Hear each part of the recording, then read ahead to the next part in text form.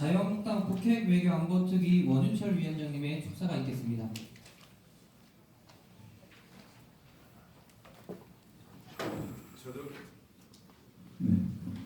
저도 앉아서 축하의 말씀을 올리도록 하겠습니다. 먼저 제가 평소 존경하고 또 우리 당의 최고의 국방안보 전문가이신 백승주 의원님께서 아주 시적절하게 북한 주민 강제 북송 사건 최인규 의원님이 정책 개발 세미나를 개최하신 것을 진심으로 축하를 드립니다. 또한 귀한 시간을 내셔서 함께하고 계신 오늘 좌장을 맡아주신 우리 송광조 이사장님, 또 발제를 맡아주신 윤여상 소장님, 김홍기 원장님, 또 토론을 맡아주신 권은경 대표님, 강철환 대표님, 최종호 교수님, 황명석 변호사님, 진심으로 감사드립니다.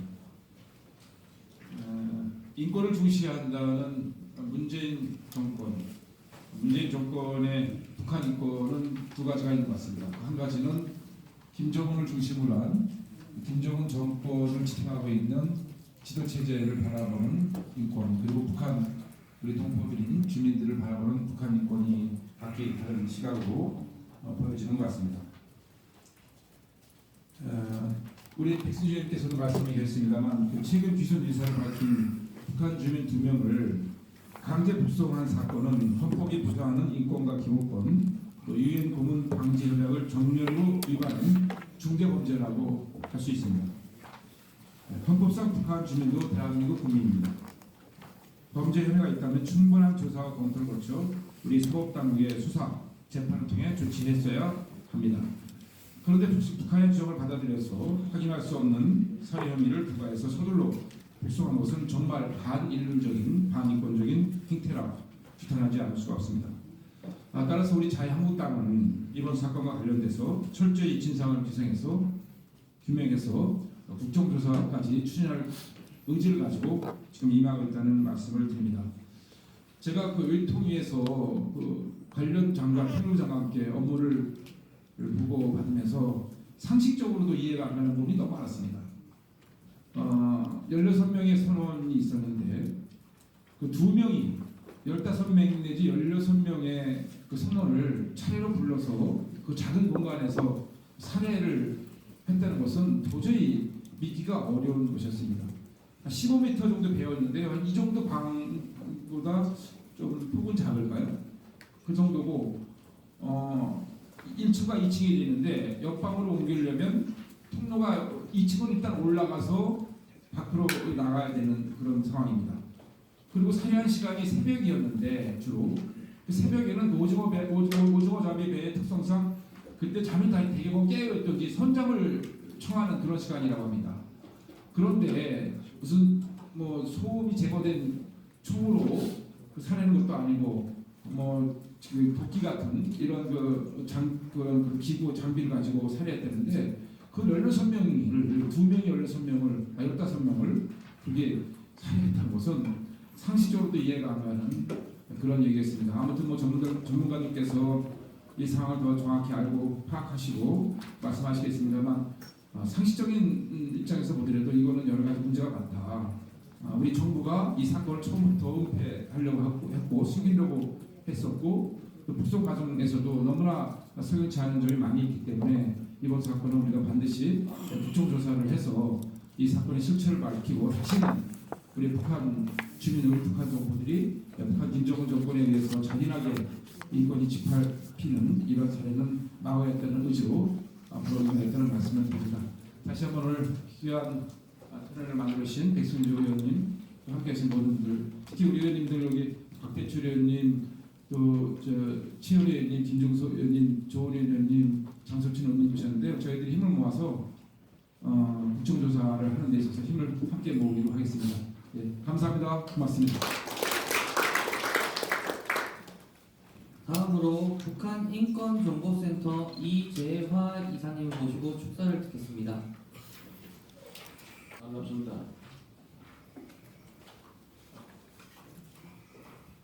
오늘 좀 늦지만 이런 북한 선원 2명을 강제 북송한 원인이 규명하고 대책 이런 것들을 토의하기 위해서 우리 백성주 국회의원님하고 같이 국회에서 이런 행사를 하게 됨을 대단히 감사드리고 또 저는 NK대교를 대신해서 축사를 하게 됨을 고맙게 생각합니다. 제가 그 신문을 봤을 적에 북한선은 22살, 23살 2명을 북한으로 배도를 보냈는 소식을 들었을 적에 눈을 가리고 포송줄을 묶고 했을 적에 언뜻 생각나는 게 중국 등 나와 있는 많은 탈북자들 생각을 했습니다. 우리 북한 인권 관련한 모든 분들이 중국에 나와 있는 수많은 탈북자들을 중국 원혼에 강제 북송하는 것을 어떻게든지 막아보려고 노력을 많이 했는데 우리나라에서 북한 동포, 우리나라 백성을 2명씩이나 강제로 북송하는 데 대해서 저는 놀라지 않을 수 없었습니다. 현재 탈북자 1995년 고난의 행군 시절부터 지금까지 넘어온 3만 5천 명의 탈북자들이 한국에서 어렵게 살다가 탈북을 걱정을 해서 이제는 탈남까지 하고 있는 이 현 상황에서 다시 귀순 의사까지 밝힌 사람을 북으로 돌려보낸 데 대해서 경악을 금치 못하고 있습니다. 부디 오늘 이 세미나에서 좋은 방법을 강구해서 재발 방지, 책임 규명 정책들이 개발돼서 중국 탈북자까지는 못 가더라도 한국에 나와 있는 3만 5천 명 탈북자들이 불안하지 않게 살 수 있도록 좋은 의견 내주셨으면 대단히 고맙겠습니다. 이상입니다. 안녕하십니까. 사회를 맡은 코리아 선진화였는데 김광기 이사장입니다. 제가 직전 남북 하나대단 지원재단 이사장을 맡았습니다. 그래서 정부 산하 공공기관장 북한 이탈 중 2명이 강제 북송된 이 사건에 대해서 서로 참담함을 금할 수가 없습니다. 11월 7일 날 이제 두 사람이 비순을 명시적으로 대한민국 정부에 나는 비순을 원한다라고 합심조의 기록을 남겼습니다. 그럼에도 불구하고 문재인 정부에서 이 두 사람을 강제 북송을 하는 겁니다.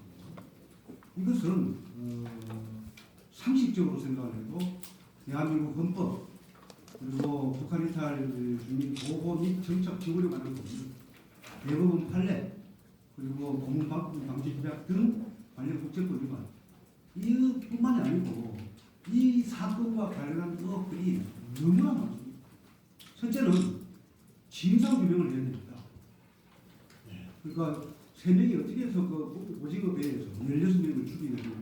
또한 이것이 사건이 밝혀지게 된 경위가 JSA에 있는 임중영이 청와대 안보실 차장에게 보낸 문자를 통해서 흘러오게 사실 그러니까 이 과정도 보통 문제가 되게 아니죠. 그래서 첫째 진상 규명과 책임자 처벌, 그리고 재발 방지 대책, 그리고 관련 법적, 정치적, 행정적, 국제관계적, 그리고 시민적 대책까지 어떤 사람들이 이제 오늘부터 지금 이 시간부터 이제 각 전문가들을 모시고 한번 알아보도록 하겠습니다. 오늘 아까 전에 소개를 했습니다만은 윤여상 NKTV 소장님 그리고 김웅기 소장님 두 분께서 먼저 발제를 하시고 그리고 재성호 중앙대 교수님, 한명섭 변호사님 그리고 고영경 팀장님, 권철환 소장님께서 이제 토론을 해주시겠는데요.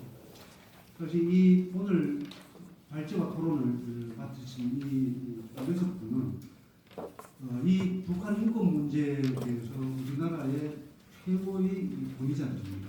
어떻게 이렇게 참 팀을 짜시는지 모르겠습니다만 현재 대한민국에서 가장 그 권위와 실력을 인정받는 부분이고요. 그리고 북한 인권 운동이 이제 한 대한민국에서 한 20년 정도 전개가 되어 있는데 비록 북한 인권 운동이 유럽에서 먼저 시작이 됐지만 그러나 이제 북한 인권 운동은 대한민국이 사실상 이제 주인공이 되어갑니다. 다만 대한민국 정부가 문재인 정부가 이것을 제대로 다루지도 않고 무시하고 의도적으로 북한 인권 문제를 무시하기 때문에 현재 대한민국이 국제적 위상이 상당히 많이 이제 추락해 이와 관련한 것도 우리가 책임을 물어야 되지 않겠나 생각합니다. 자 그러면은 오늘 날짜를 왔고자 분이 먼저 이 사건과 관련해서 두 가지를 말씀드리도록 하겠습니다. 자료집을 보시면 아시겠지만 첫 번째 북한 주민의 강제 폭동 사건 책임 규명과 그리고 이에 따른 재연을 민여상 소장님께서 해주시고 이어서 김웅기 과거청장 통합연구원장이 북한 이탈 주민이 북한에서 저지른 범죄 행위의 한국에서의 처벌과 이에 따른 정책 재연을 발제를 해 주시겠습니다. 발표 시간은 각 15분에서 20분 정도 하고 토론은 10분 정도 하겠습니다.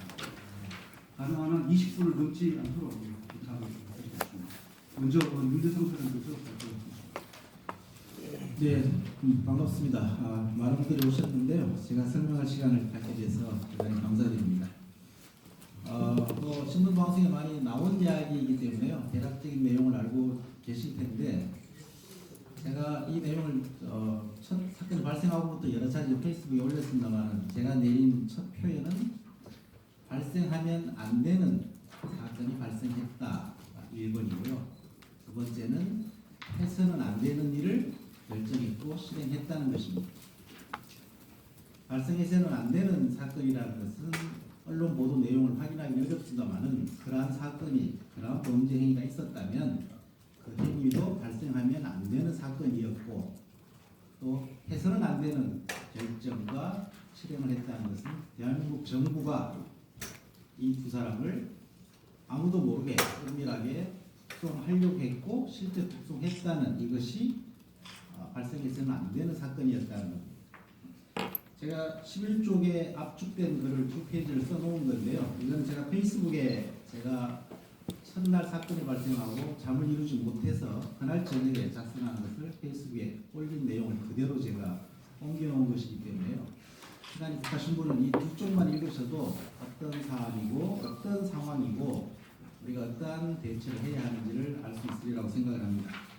나머지는 제가 한 24쪽 가까운 상당히 많은 양을 정리를 했는데요. 제가 말씀드리고 싶은 것은 먼저 21쪽에 보시면 표가 하나 있습니다.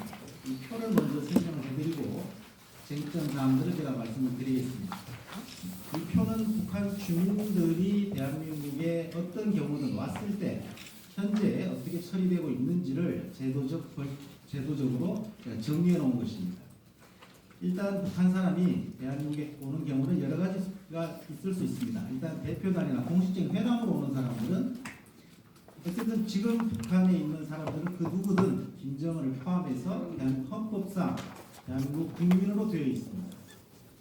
헌법 제3조에 대한 해석은 헌법학자들 간에 다수설 소수설이 있을 수 있지만 실제 대부분의 판례나 헌법재판소 판례는 다수설 소수설에 대한 이견이 없이 모두 대한민국 국민으로 되어 있습니다. 그래서 만약에 언론 방송에서 다른 얘기가 나온다면 그는 학자들의 해설일 뿐 법원의 판례와 법률은 명확하다는 것입니다. 북한 주민은 대한민국 국민입니다. 근데 그 중에서 한국의 공식적인 회담이나 대표단으로 오시는 분들은 남북한 정부 간의 합의에 의해서 오는 것이기 때문에 그 업무를 마치면 북한으로 돌아가게 되어 있습니다. 또 그런 공식적이지 않은 비공식적인 방법으로 입국하는 경우 탈북민이라든지 탈북을 목적으로 기순을 목적으로 온다든지 또는 기순이나 탈북에 대한 목적이 아니고 실수로 의성으로 나왔다가 배가 고장이 났다든지 실수로 내려온 경우가 있을 수 있습니다. 이 경우에는 대한민국 정부가 지금까지 하고 있는 것은 일단 북한 사람이 남쪽으로 내려오면 정부 당국에서 신병을 확보하게 되어 있습니다. 그리고 신병을 확보하면 1차적으로 북한 사람이 맞는지 안 맞는지를 확인하도록 되어 있습니다. 이건 법률에 명확하게 나와 있는 겁니다. 이 책임은 국가정보원장이 맡고 있습니다. 일단 북한 사람 맞는가 확인을 해서 북한 사람이 맞다는 게 확인이 되면 즉시 대한민국 국민으로서의 법적 지위를 갖는 것입니다. 이거는 법에는 명확한 표현이 되어 있지 않습니다. 국적을 확정한다는 건지 인정한다는 건지 취득한다는 건지 간주한다는 건지 법률적인 표현은 명확하게 없지만 지금까지 대부분 판례나 모든 결정에서는 대한민국 국민의 지위를 인정하는 것으로 되어 있습니다. 그래서 외국인들은 기화 절차를 거쳐서 국적을 갖지만 북한에서 오신 분들은 주민등록 등본, 쉽게 말해서 주민등록을 만드는 것으로 국적을 가름하게 되어 있습니다. 근데 이게 북한 사람이 맞으면 대한민국 국민이 되는 겁니다. 이 중에서 기순을 요청하면 탈북이나 기순을 요청하면 그때부터 북한이 탈주민 정착 지원에 관한 보호 법률의 보호 대상자가 되는 겁니다. 이 법률의 적용 대상이 되는 겁니다. 그러니까 관련 법률이 있는데 그 법의 적용 대상은 대한민국에 보호 요청을 한 사람입니다. 그러니까 북한 사람이 남쪽 땅에 오면 북한에 있을 때는 뭐 잠재적이라고 하든 뭐라고 다른 표현을 쓸 수 있지만 국민은 맞는데 남쪽 영역에 오면 즉시 국민인 것이고 그 중에 북한 사람인지 아닌지를 확인해서 국민이면 그 국민의 자격이 그대로 확정된다는 것입니다. 그 중에서 대표단으로 오거나 이런 분들은 그냥 의무 맞추고 올라가면 되는 것이고 보호 요청을 하면 이 보호 요청은 기술을 의미하는 것입니다. 보호 요청을 한 사람은 정착 지원에 관한 보호 법률의 보호 대상자라고 법에 딱 명시가 되어 있습니다. 그러고 나서 이 사람이 정말 기순에 대한 의지가 있는지를 확인하게 되어 있습니다. 북한 사람에 대한 확인은 국정원장의 책임이고 역시 기순 의사가 있는지 없는지도 국정원장이 판단해서 결정하도록 되어 있습니다. 이것을 하는 것이 합동신문서입니다. 반드시 합동신문서에 와야 하는 겁니다. 합동신문서에서 북한 사람이 맞는 것을 확인하고 그 다음 기순에 대한 의사를 확인하면 이때부터 정착지원 보호법률의 적용 대상이면서 이때부터 법에 정한 정착금을 받을 보호 대상인지 정착금을 받지 못하는 비보호 대상인지를 판단하게 되어 있습니다. 무슨 말씀이냐면 북한 사람이 남쪽에 들어오면 공식적인 대표단을 제외하고는 모두 북한 사람 여부를 국가정보원장이 확인하게 돼 있고 그 중에서 나는 북한 사람은 맞지만 아까 말씀드린 대로 어부들이 실수로 잘못 왔다. 다시 바꾸러 가겠다. 그러면 국정원에서 북한 사람은 맞지만 보호 요청을 하지 않았기 때문에 이때도 법적 조항은 없습니다. 어떻게 보내줘야 될 법적 근거는 없이 일반적으로 이야기하는 인도주의라고 하는 표현을 통해서 적십자사가 개입해서 북한으로 올려보내 주는 겁니다. 그런데 보호 요청을 하면 보호 요청은 구두로 할 수도 있는 것이고 서면으로도 할 수 있습니다. 이번의 경우에는 서면으로도 기술 요청을 했고 일반적으로 서면으로 하도록 되어 있습니다. 그리고 구두로도 보호 요청을 했다는 것입니다. 그러면 합심해서 합동신문을 하는 거예요. 합동신문을 해서 기순자가 맞고 그리고 법령에 북한 사람이 남쪽에 보호 요청을 했지만 테러리스트라든지 이번처럼 만약에 확실하다면 비정치적인 중대한 범죄를 저질렀다든지 위장으로 간첩이나 비밀 요원으로 왔는데 그걸 감추고 있었다. 이것이 밝혀지면 위장 기순자라고 하는 건데요. 이런 대상자들은 대한민국 국민으로 살 수 있도록 해주는데 헌법상 당연히 국민이기 때문에 주민등록증은 발급해 주지만 국민적 정서상 이런 사람까지 일반 국민이 낸 세금으로 정착금도 주고 일자리도 잡아주고 대학 보내주는 것은 안 되겠다 해서 이런 사람들은 비보호를 하도록 되어 있습니다. 이게 비보호 대상입니다. 이번에 우리 정부에서는 범죄를 저질렀기 때문에 보호 대상이 아니면서 그쪽으로 보냈다 이렇게 처음에 설명을 했는데 그건 법을 이해하지 못한 이야기입니다. 또 통일부 장관 나중에 말을 좀 바꾸어서 기순자 여부가 명확하지 않아서 위장 기순자다. 그러니까 진정성을 확인할 수 없어서 인정하지 않았다 이렇게 표현을 했는데요. 기순에 대한 진정성이 있냐 없냐는 이 사람이 간첩이냐 아니냐만 확인하는 겁니다. 그러니까 기순의 진정성을 인정할 수 없는 딱 하나의 경우는 간첩일 경우예요. 간첩인데 간첩인 걸 숨기고 왔다. 이럴 때 당신은 조세호가 간첩이네? 이 경우에도 북한으로 송환하는 법은 없습니다. 아까 말씀대로 이 경우에는 당신도 간첩으로 왔지만 대한민국 국민이기 때문에 조사를 다 받고 법원에서 재판도 받고 처벌을 받고 마치면 역시 비보호 대상이 되는 거예요. 정착금은 못 주겠고 주민등록만 갖고 나가서 살아라. 이게 이장 기순자와 정치적인지 않은 범죄를 저지른 사람에 대해서 대한민국 법률이 처리하도록 명시된 사항입니다. 그러니까 이번에 오신 분들은 통일부에서 발표대로 범죄를 저질렀다고 해도 북한으로 돌려보낼 수 있는 법적 규정은 전혀 없고 비보호 대상이 되는 거예요. 또 두 번째로 말한 대로 이장 기순자로 보여져서 돌려보냈다고 하는데 이 경우에도 비보호 대상으로서 정착금 없이 사는 대상인 거지 북한으로 송환하는 건 없습니다. 무슨 말이냐면 대한민국 법 체계에서는 정착지원 보호 법률은 북한 사람이 살아서 남쪽에 왔는데 아까 말씀대로 대표가로로 왔거나 또는 실수로 와서 올라가겠습니다라고 말하지 않는 한 보호 요청을 하면 헌법이 아니고 정착지원 보호 법률에 있어서도 어떤 경우도 북한으로 돌려보내는 것은 불법입니다. 직권남용이고 직무를 유기한 행위예요. 그래서 제가 여기 정리해놓은 것은 이런 내용입니다. 그러니까 이장 기순자로 왔다고 해도 이거는 정착금을 못 받는 대상일 뿐,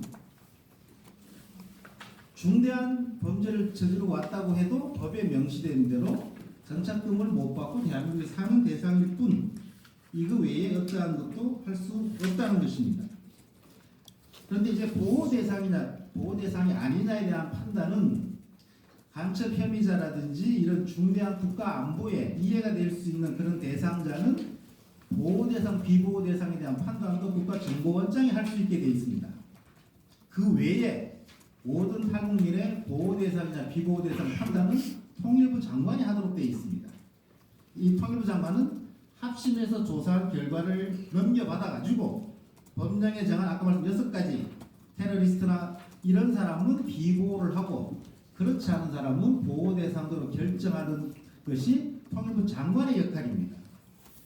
근데 이번 경우에는 명확하게 보호 요청을 했고 그리고 북한 사람인 게 맞는 게 확인되었습니다. 북한 사람이 맞으니까 대한민국 국민인 것이고 보호 요청을 했으니까 정착지원 보호 법률의 적용 대상이고 그러면 합심해서 정확하게 조사해서 그 조사한 내용을 국가안전보장에 큰 위협이 되는 사람이라고 하면 국가정보원장이 내부에서 보호대상이냐 아니냐를 판단해서 이 사람 보호대상이면 정착금 주고 나가라고 하면 되는 거고 비보호대상이면 정착금 없이 주민국 주고 나가라고 하면 되는 겁니다. 국가안전보장에 큰 이해가 되지 않는 사람이면 서류를 통일부에 넘겨서 통일부 장관이 판단해서 보호대상으로 결정하면 하나원에 가서 교육받고 정착금 받고 나가서 사는 것이고요. 아까 말한 그 6가지 항목에 포함되면 사람은 비보호 대상이다. 이러므로 정착금은 국민 정서상 못 주겠고 그냥 사회 나가서 살으라고 내보내주는 겁니다. 그러니까 사망한 상태로 여름에 내려오는 경우가 있습니다. 북한 주민들이 임진강이나 이런 데서 사망한 상태로 내려오면 인도주의적 입장에서 적십자사가 개입해서 북한으로 올려보내줍니다. 왜? 이거는 보호 여부를 본인한테 확인할 수 없으니까. 그리고 아까 말씀드린 대로 어선이 잘못 내려와서 나 보호 요청한 북한 올라가겠다. 이 두 경우만 통일부의 업무에 요번 통일부 장관이 이야기한 우리가 나름 업무처럼 매뉴얼이 있습니다. 이건 이 경우를 말하는 겁니다. 이때는 대한적십자사가 참여해서 북한으로 올려보내줍니다. 근데 이번에 업무 매뉴얼을 했다는 건 아마 이 매뉴얼을 따라서 했다는 말인데 이거는 사망한 사람이거나 보호 요청을 하지 않고 인도주의적 입장에서 올라가겠다고 한 사람을 보내준 겁니다. 근데 이번 경우에는 사망한 사람도 아니고요.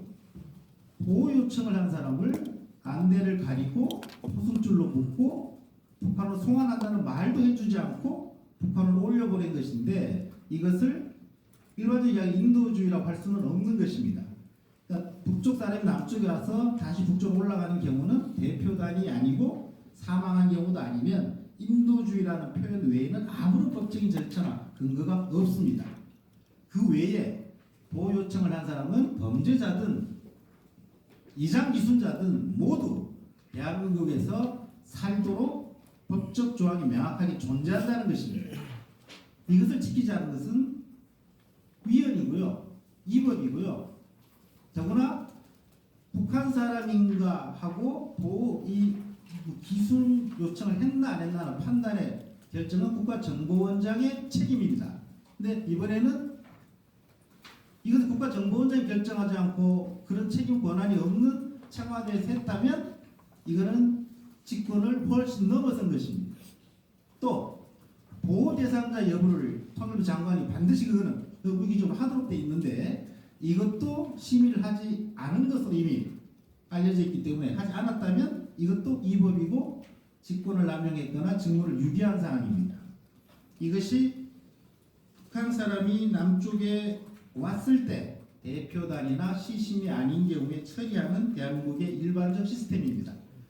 결론적으로 말씀드리면 보호 요청을 한 북한 이탈 주민을 강제 송환할 수 있는 법적 근거나 절차 규정은 그 어느 곳에도 존재하지 않고 반대로 보호 요청을 한 사람은 범죄 혐의자든 이장기순자든 반드시 대한민국에서 살도록 하되 정착권만 주지 않는다는 게 법에 명시되어 있다는 겁니다.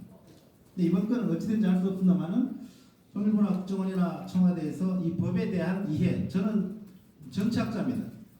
법학자가 아닌데 법률 전문가가 아닙니다.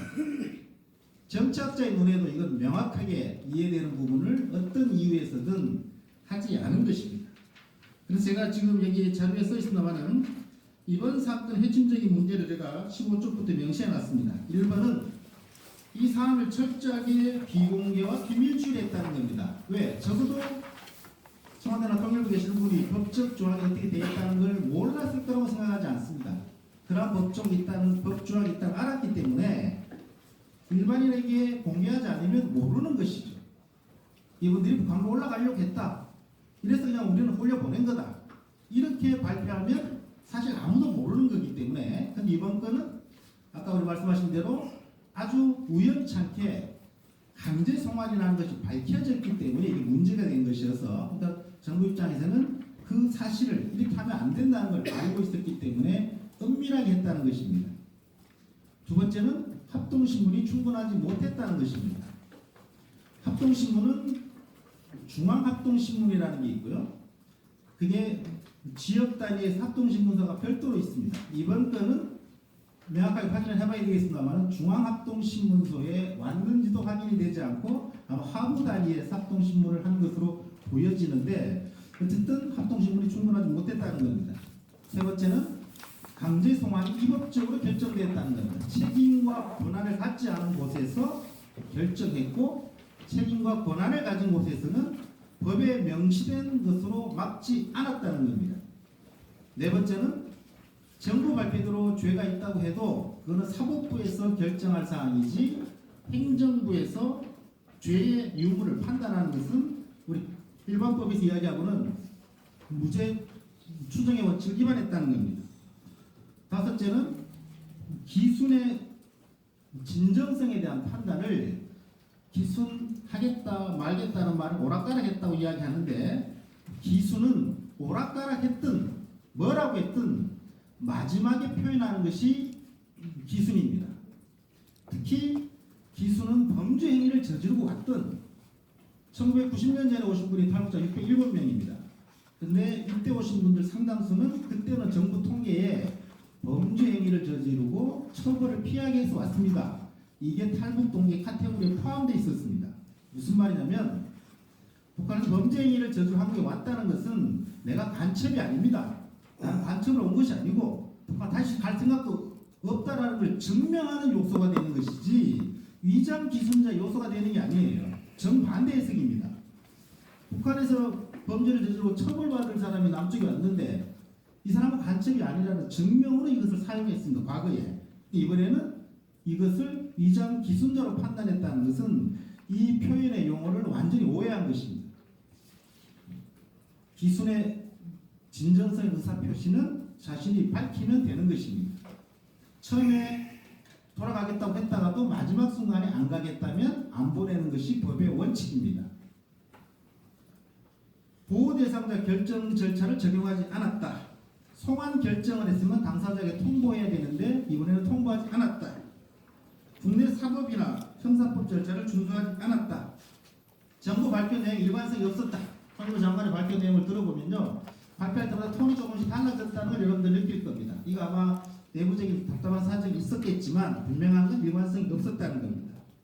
또 정부의 대단히 잘못한 건요, 북한 주민은 대한민국 국민이 아닌 잠재적 국민이니 난민법을 적용해야 되는데 안 됐다는 듯 북한 주민의 국민 인정을 부인하는 듯한 표현을 한 것은 대단히 잘못된 것이었고요. 특히 대한민국 정부는 김영삼 정부 시절부터 탈북자에 대한 원칙을 갖고 있습니다. 뭐냐면 탈북을 장려하거나 유도하지 않되 국내 영내에 들어온 사람은 전원 수용하겠다가 김영삼 정부 때 밝힌 탈북자에 대한 원칙이고 지금까지 이것이 이어져 왔는데 이번에 그 원칙이 사라졌다는 겁니다.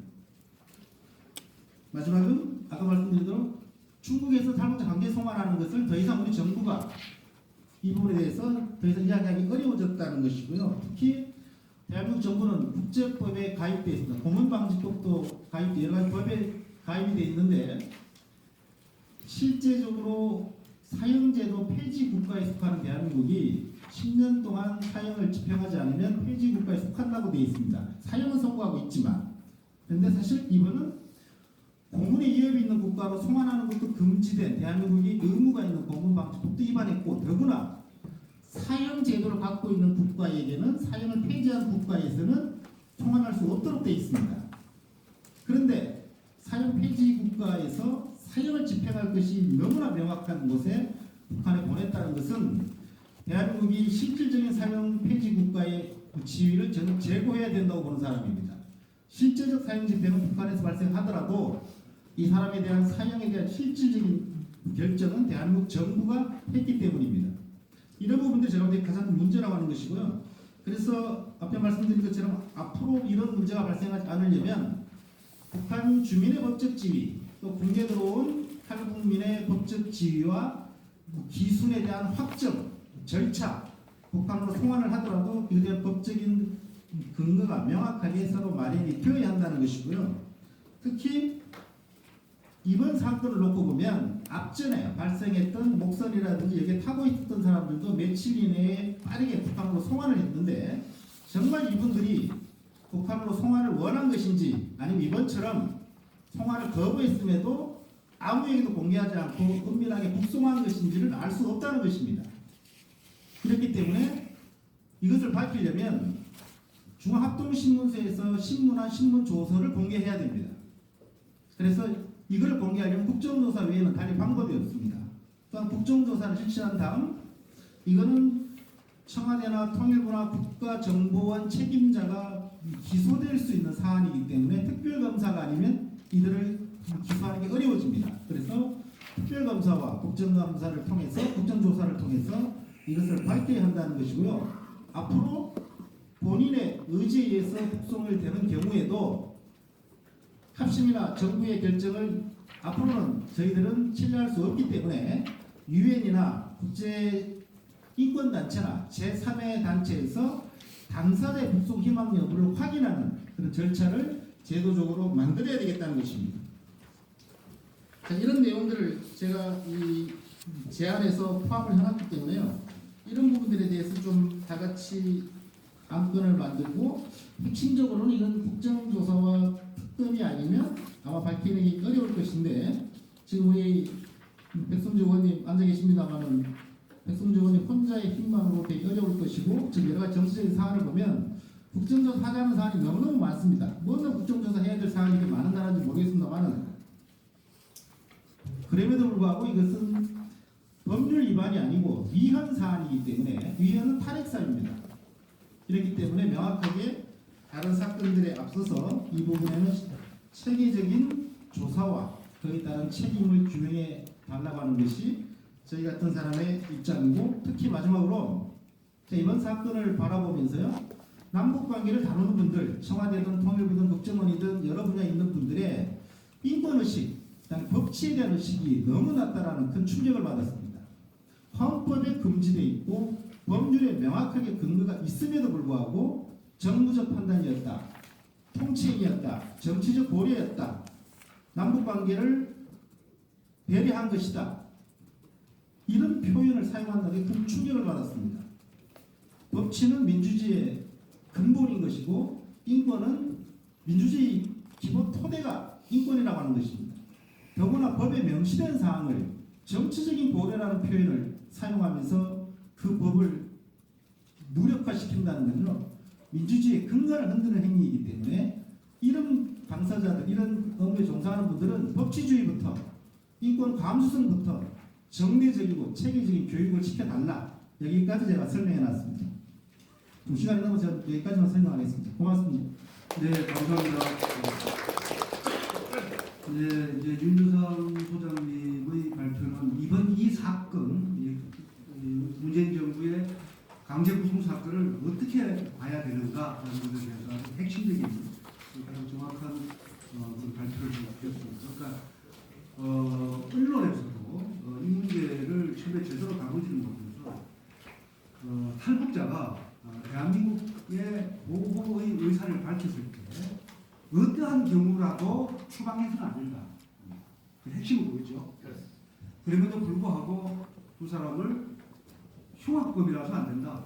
그리고 국제 난민 규정에서 난민 보호 대상이 아니다. 이런 완전히 이제 법 적용도 잘못하고 그야말로 일각에서는 이걸 합심을 한 것인지 아니면 이 청와대와 3층 평양의 3층 서기시라고 합심한 건지 의심해 간다는 그런 말이 나올 정도로 대한민국 헌법과 관련법을 무시한 그런 처사다라는 것이 나는 이제 언론에서 나오고 있습니다. 그럼에도 불구하고 언론에서 정부의 발표를 많이 시키다 보니 이 사건을 바라보는 윤여상 소장님 발표대로 그렇게 보지 못하고 상당히 어떤 국회의원께서도 이거 흉악범을 받으면 되냐 이런 그런 좀 엉뚱한 그런 발언을 하게 됐습니다. 자, 그러면 현재 최근 한 5년간 국정감사에 따르면은 비보호 대상, 그리고 한국에 와서 북한에서 범죄를 저지르고 와서 관련 지원을 받지 못하는 그런 분들 대강 137명 정도로 기억하고 정확한지 모르겠습니다.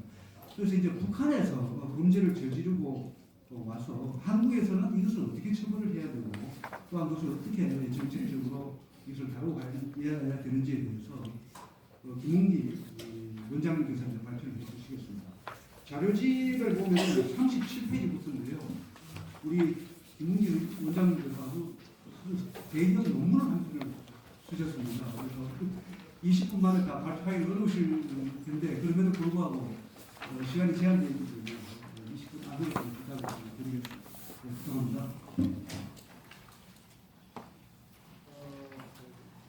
사안이 어떻게 맞아떨어져서 그렇지만은 이 발표문은 사실은 제가 국민대학교 본무대학원에서 석사과정을 마치고 쓴 석사 학위 논문 주제의 대부분을 차지하고 있습니다.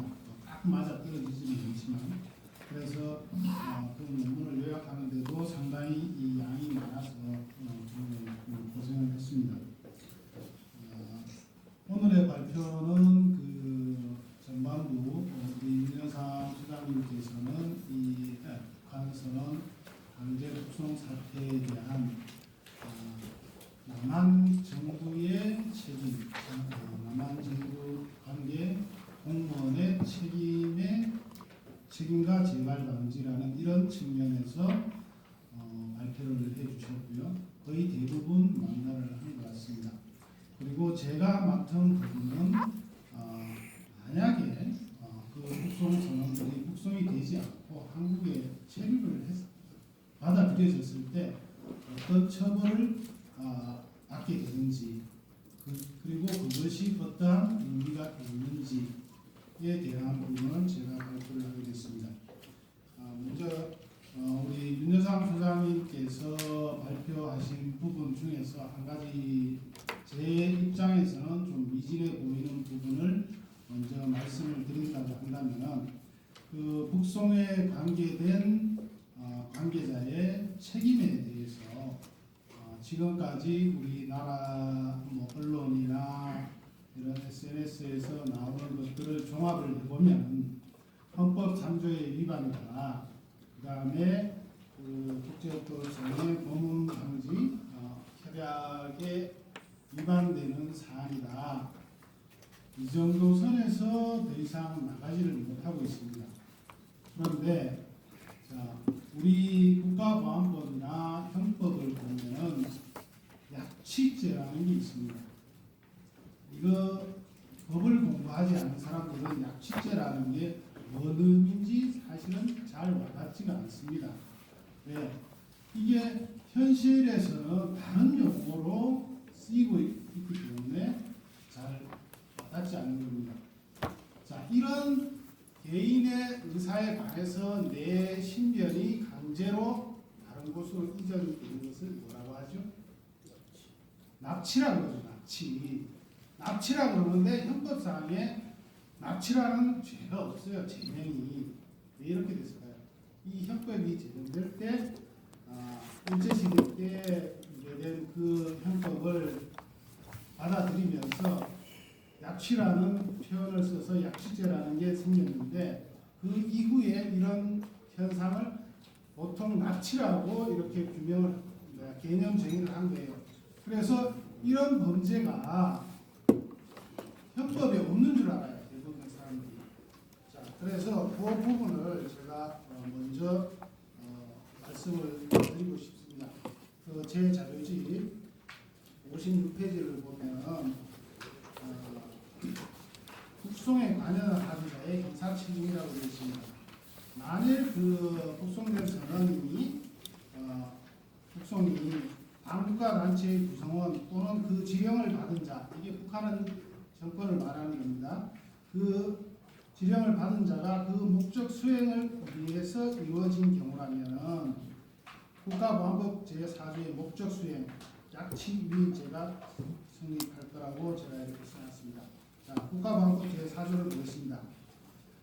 목적 수행, 반국가 단체의 구성원 또는 그 지령을 받은 자가 그 목적 수행을 위한 행위를 한 때에는 다음의 구별에 따라 처벌한다. 그리고 사람을 약취위하거나 라는 조항이 4호에 있습니다. 자, 북한 선원들이 한국에 들어와서 기순 의사를 밝혔으면은 여기에서 태어난 대한민국 국민이나 그 북한 이탈 주민이나 다 같이 똑같은 국민입니다. 이 똑같은 국민을 그 의사에 반해서 반국가 단체가 점령하고 있는 북한 지역에 강제로 북송을 한 것입니다. 이거는 납치죄, 국가보안법 위반입니다. 그리고 자, 이게 그 지령을 받은 자, 북한의 의사에 따라서 언론에 나오기는 자, 북한의 의사를 물어봤다고 합니다. 의사를 물어보고 거기에 따라서 돌려보냈대요. 이게 바로 북한의 지령에 따르는 거 아닙니까? 자, 그런 지령에 따르지 않았다고 한다고 하더라도 자, 약취유인 행위는 형법상에 직권남용이나 불법 체포, 그리고 또 형법 288조, 290조, 291조에 보면은 약취에 관한 죄가 규정이 되어 있습니다. 자, 납치가 돼서 이 사람이 사망하거나 그다음에 납치해서 살해하거나 하는 경우는 다 구별해서 다 형법상에 처벌 규정이 있습니다. 자, 그렇기 때문에 이 사안은 단순히 헌법 3조의 위반이라는 처벌 규정이 없는 헌법 3조의 위반도 아니고 고문방지 협약에 따른 거기도 처벌 규정 없습니다. 그렇지만 국가보안법 형법에 처벌 규정이 있는 범죄입니다. 여기에 대해서 자, 아까 국정조사를 말씀하셨잖아요. 국정조사는 어떠한 사안이든 국정조사를 할 수 있는데 특검을 가기 위해서는 범죄 행위에 관한 것이라야 특검을 갈 수가 있습니다. 자, 이 국가보안법 4조 위반, 형법 그 약취유인죄 이것을 근거로 해서 특검이 가능하다고 저는 그렇게 주장을 합니다. 자, 그 다음으로 북한 주민이 대한민국에 들어왔을 때에 자, 이 사람을 대한민국 국민으로 받아들이는 것에 대해서 자, 두 가지 측면이 있습니다. 한쪽 측면은 이 사람을 대한민국 국민으로 당연히 받아들이면은 대한민국 국민으로서의 보호를 받게 되겠죠.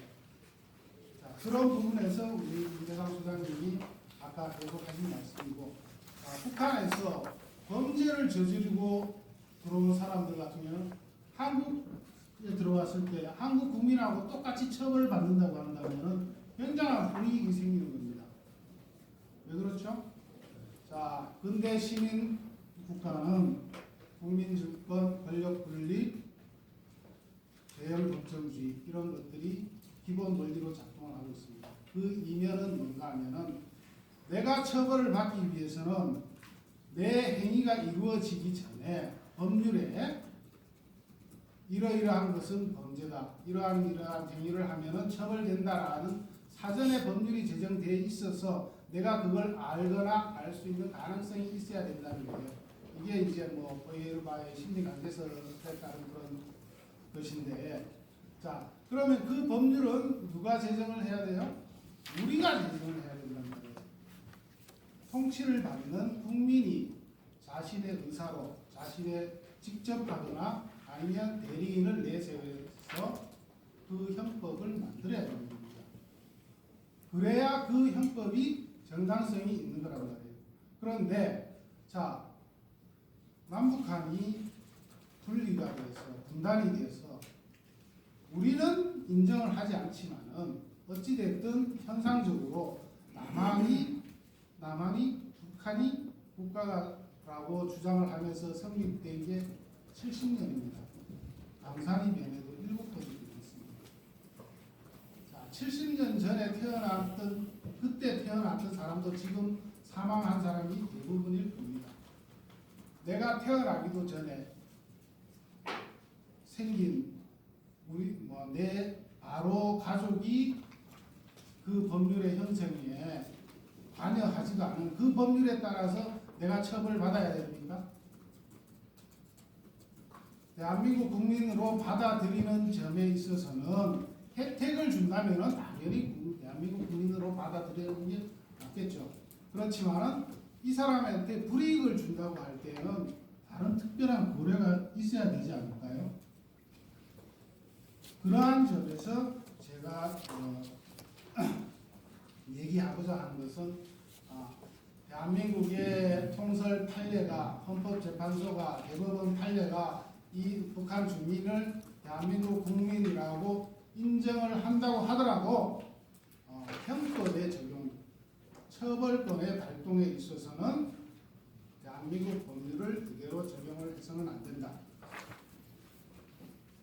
대한민국이 재판권을 행사하는 것을 당연시 해서는 안 된다라는 그런 문제의식에서 출발한 것이 제 논문이었습니다. 그리고 이 사안하고 거의 맞아떨어집니다.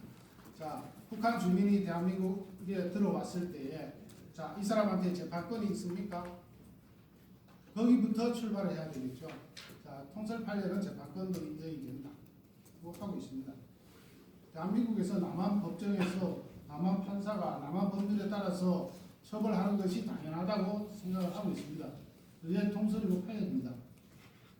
이제 학설적으로는 반대설이 있지만, 자, 그럼 그렇게 했을 때 뭐 학설적으로는 반대의 견해는 그 역간 형법 이론이나 아니면은 국제 사법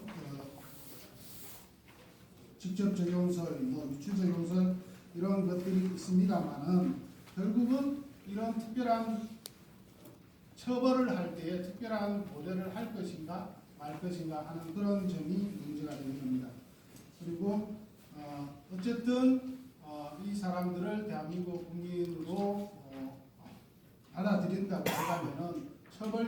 측면에서는 권력 분립이나 아니면은 기본권 보장, 재형법 정비 이런 원리들에 의해서 처벌적인 측면에는 외국인에 유사하게 처벌을 대폭 강경할 필요가 있다.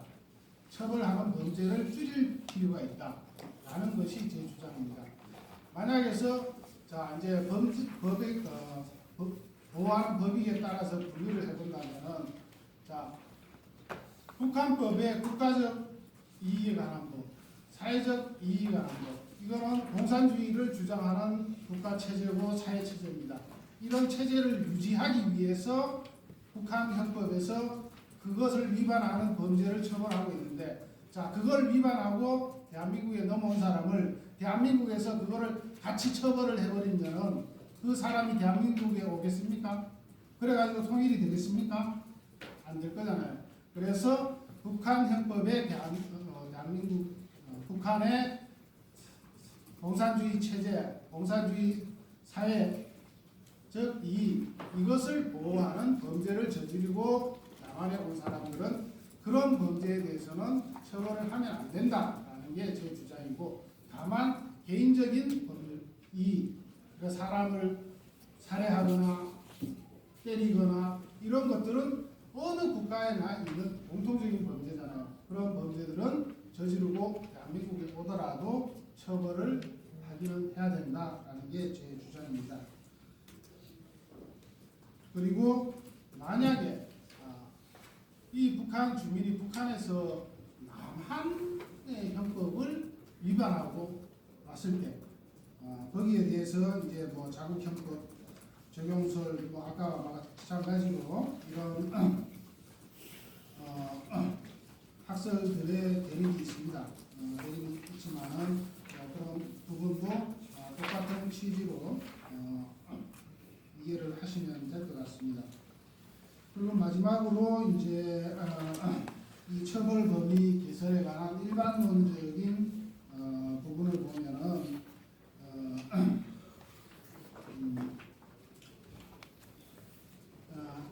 북한에서 저지른 그 개인적인 법익에 대한 범죄라고 하더라도 소소한 범죄 같은 것들은 남한에 와서는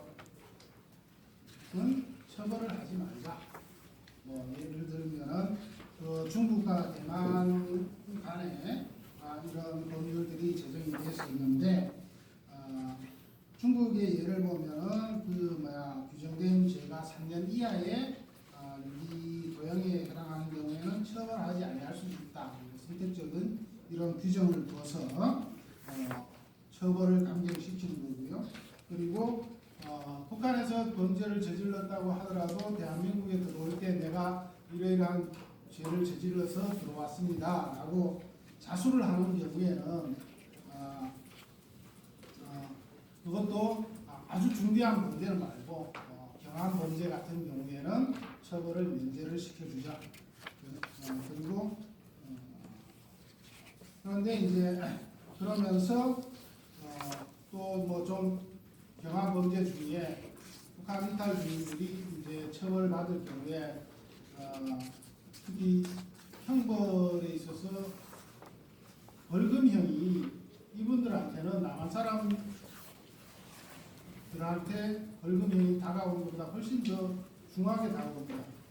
정착하기도 바빠서 먹고 살기도 바쁜데 벌금까지 내라 그러면 차라리 징역 들어가서 몇 개월 살고 나는 게 자기들은 더 이익이라고 생각합니다. 그렇기 때문에 뭐 벌금형을 선고를 할 것 같으면 차라리 선고유예나 집행유예 정도 이렇게 해서 처벌을 대폭 감경시켜줘야 앞으로 북한 주민들이 대한민국에 넘어올 때도 북한에서 그 범죄가 발각되면 당연히 엄한 처벌을 받을 건데 대한민국에 넘어오면은 처벌을 받더라도 아주 낮게 처벌을 받으니까 처벌을 받더라도 대한민국에 가서 처벌을 받는 게 낫겠다.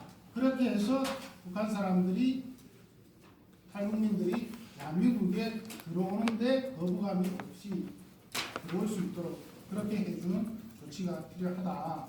이렇게 말씀드리면서 제 발표를 마치겠습니다.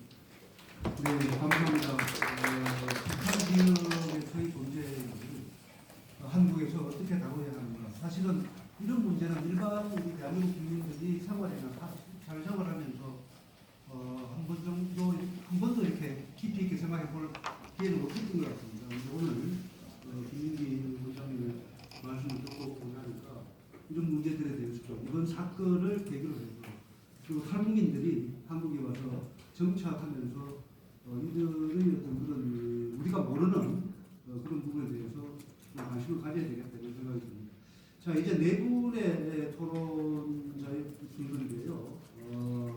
오른쪽 두 분은 이제 법률 전문가이시고 특히나 북한법 그리고 이제 북한 인권법 관련해서 두 분 다 이제 권위자이신데 아무래도 이제 방금 말씀하신 김문기 소장님이 또 관련해서 토론을 좀 하시길 부탁을 드리고 그리고 왼쪽에 우리 강철한 북한전략센터 대표와 그리고 권은경 우리 ICNK 이게 반인도 범죄 북한의 반인도 범죄 7패 국제연대입니다.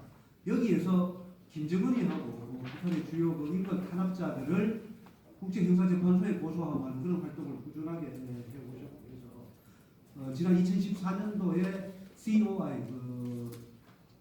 유엔에서 북한인권조사위원회에서 만든 조사 결과 보고서에 만들 때도 많은 노력과 공헌을 많이 해오셨습니다. 그래서 그러면은 법적인 문제는 좀 뒤에 듣도록 하고 먼저 권은경 국장님하고 강철한 대표님의 토론을 먼저 좀 듣도록 하겠습니다. 딱 10분입니다. 감사합니다. 반갑습니다. 저 권은경이라고 합니다. 소개받은 지금 소개받은 대로 저는 북한 인권 운동 분야에서 적당한 기간 몸담고 활동을 하고 있는 인권 활동가입니다. 그래서 활동가 차원에서 활동가 차원에서 이번 사건을 토대로 그러니까 좀 원론적인 문제 그리고 이 사건을 한 발짝 좀 뒤로 떨어져서 어떻게 해서 이 사건이 이런 지경까지 일어나는가에 대한 원론적인 문제에 대해서 좀 짚어보고 싶습니다. 두 분 발표자분들께서 꼼꼼하게 모든 내용들을 다 잘 짚어주셨기 때문에 저는 말씀드린 대로 좀 뒤로 한번 이렇게 시선을 좀 멀리서 좀 바라보는 그런 식의 생각을 좀 해봤습니다. 왜 이런 일이 일어나는가라는 관점에서 저는 두 가지 문제의식에 대해서 말씀드리고 오늘 토론을 또 제기를 해보고 싶은데요. 관련해서 윤 소장님이 언급한 부분이 나와 있습니다만 첫 번째로는 북한이 남북 관계에 있어서 레버리지를 확실하게 손에 쥐고 있고 그것이 바로 그 레버리지가 바로 북한 인권 이슈다라는 거죠. 즉각적인 반응을 나타내는 강력한 레버리지를 북한 손에 쥐어진 장본인은 바로 좌우를 막론하고 한국 정부다라는 생각입니다. 그럼 그 레버리지의 힘을 빼야지 북한 당국한테 휘둘리지 않고 그리고 우리가 희망하는 타협이나 아니면 협상 또는 관계 발전 또는 평화 그리고 이후의 통일까지 우리의 방향에서 만들어낼 수가 있을 텐데 그 레버리지를 무능하게 만드는 방안은 무엇일까에 대한 문제의식을 한번 해봤고요. 두 번째 말씀드릴 것은 한국의 그 북한 인권 한국의 이 북한 관련한 활동 관련한 의사결정을 하시는 분들이 북한 인권 실상에 대해서 잘 모른다는 생각이 듭니다. 북한 정보를 청와대나 외교부, 통일부 직원들이 제대로 알고 있는지 북한 체제나 실상이 제대로 파악을 하고 있는 것인지 이를 위해서 시민단체나 북한 전문가들, 탈북민들 그리고 또 통일부 정보가 있으니 기록된 정보가 있으니 통일부와 의사소통을 원활하게 하고 있는가라는 의문이 드는 거죠. 이에 대해서 문제 제기가 좀 필요하지 않을까. 그리고 마찬가지로 청와대, 외교부, 통일부 관계자들이 북한 공부를 포함해서 인권의 가치를 배우고 인권 공부를 하도록 만드는 방안은 무엇일까라는 생각을 해봤습니다. 첫 번째 문제 제기에 대해서 말씀을 드린다면 북한 손에 있는 레버리지 때문에 지난 20년간의 한국 정부의 북한 인권 정책 그리고 대북 정책은 실패했다 이렇게 봐도 무방할 것 같습니다. 때문에 다른 대북 정책이나 북한 문제도 전혀 진전이 없습니다. 한국 정부의 북한 정책은 두 가지입니다. 1번 인간 생명과 직결된 인권 문제라도 남북 관계의 특수성을 고려해서 침묵하거나 무시하거나 묵인하는 정책. 2번 남북 관계의 특수성을 고려해서 북한 당국을 흠집내거나 괴롭히거나 하는데 인권을 집중적으로 사용하는 수단으로 활용하는 정책. 이 둘 사이를 왔다 갔다 하는 정책으로 일관해 왔습니다. 그 스위치는 한국 정부의 정치색이죠. 진보면 1번, 보수면 2번입니다. 다른 여지가 없었습니다. 이 정권이 들어서면은 인권의 인자도 못 나오게 단돌이 해서 북한 당국과 한 번이라도 더 만나려고 노력을 하고 만나게 되면은 진보 정부 덕분에 남북 관계에 평화가 왔다라고 정치적인 선전을 하는 것이죠.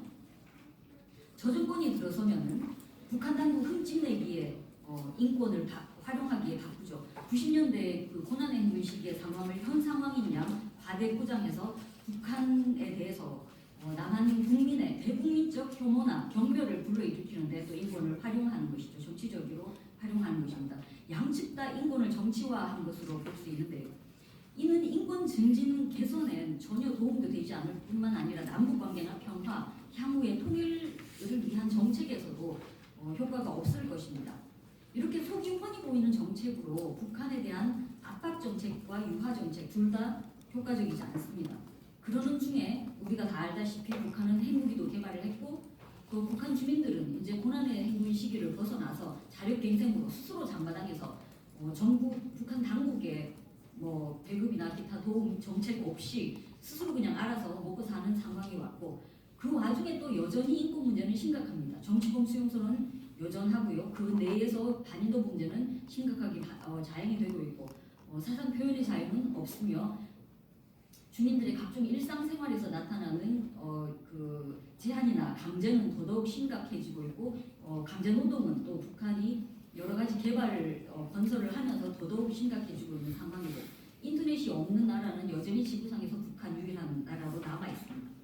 이 와중에 한국에서는 심지어는 북한 당국이 국제 무대에서 적극적으로 인권 대화를 하자고 주장하는 유엔 인권 메커니즘인 보편적 정례 봉투에서마저 소극적인 그런 자세를 취하고 있고요. 또 귀순 의사를 밝힌 우리가 오늘 토론하고 있는 이 사건이 또 발생을 했고요. 유엔 총회에서 또 최근 몇 년간은 투표도 없이 컨센서스로 채택되는 북한 인권 결의안에 50여 개 국가가 넘는 공동 제안국이 있습니다. 그런 상황임에도 불구하고 이번에 유엔 총회 제3위원회에서는 북한 인권 결의안 공동 제안국에서도 한국이 빠졌습니다. 이런다고 해서 북한이 비핵화를 하는 것은 아니죠. 북한이 정상회담에 나오는 것은 또 더더욱 아닙니다. 이것은 북한에게 상당히 잘못된 신호를 보내고 있는 것입니다. 정상회담 해주는 대신에 뭐든 요구를 해도 된다. 또는 뭐든 얻을 수도 있다. 그 레버리지를 효과적으로 잘 휘두르려면 어떤 것이든 한국 정부로부터 얻어낼 수 있다라는 일종의 협박 전술, 인질 협상 전술을 가능하도록 만드는 것이죠. 그런 기회를 한국 정부가 스스로 내준 것이나 다름없습니다. 정치색에 따라서 양자 사이를 왔다 갔다 하는 이런 정책으로 북한 당국은 남한을 신뢰하지도 않습니다. 이는 진보 정권에 대한 신뢰도 마찬가지고 보수 정권에 대한 신뢰도 모두 해당이 되는 이야기입니다. 실질적으로 북한의 인권에 대해서 할 말 다 한다라는 것은 국제 외교가에서는 다 알려진 사실입니다. 한국 정부만 못 듣고 있는지 아니면 들었으면서도 모른 척 하는지는 잘 모르겠습니다만 따라서 북한 당국은 5년에 한 번씩 다른 정책을 써가면서 남한 정권을 정치적으로 이용하면 된다 이런 식의 판이 박힌 정책을 20년간 해왔고 북한 당국한테 휘둘려 왔습니다. 누가 봐도 실패한 이 대북 인권 정책, 대북 정책을 이러한 정책은 국제적인 인권 기준을 무시한 정책이며 인권의 가치를 묵살한 정책이고 행위입니다. 실패한 것을 지금이라도 인정을 하고 그 정책을 버려야 합니다. 북한 당국이 레버리지를 작동시켰는데 움직이지 않는 모습을 그리고 레버리지의 가치가 없다는 것을 적극적으로 보여줘야 됩니다.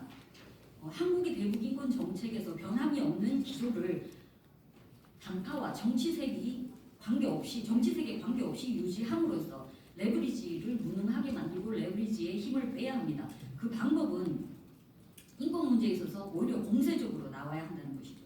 지구상에 인권 문제가 없는 나라가 어디 있습니까? 서구 선진국에도 인권 문제가 있습니다. 인권 문제를 토론하는 것에 겁낼 이유가 없습니다. 한국 진보 정부만 겁을 내는 것 같습니다. 우리도 60, 70, 80년대 인권 문제 많은 나라로 인권 후진국으로 국제사회의 비판을 받았다. 우리도 그런 경험이 있다. 우리가 도와줄게라는 신호를 북한 당국에게 적극적으로 보내줄 수 있어야 됩니다.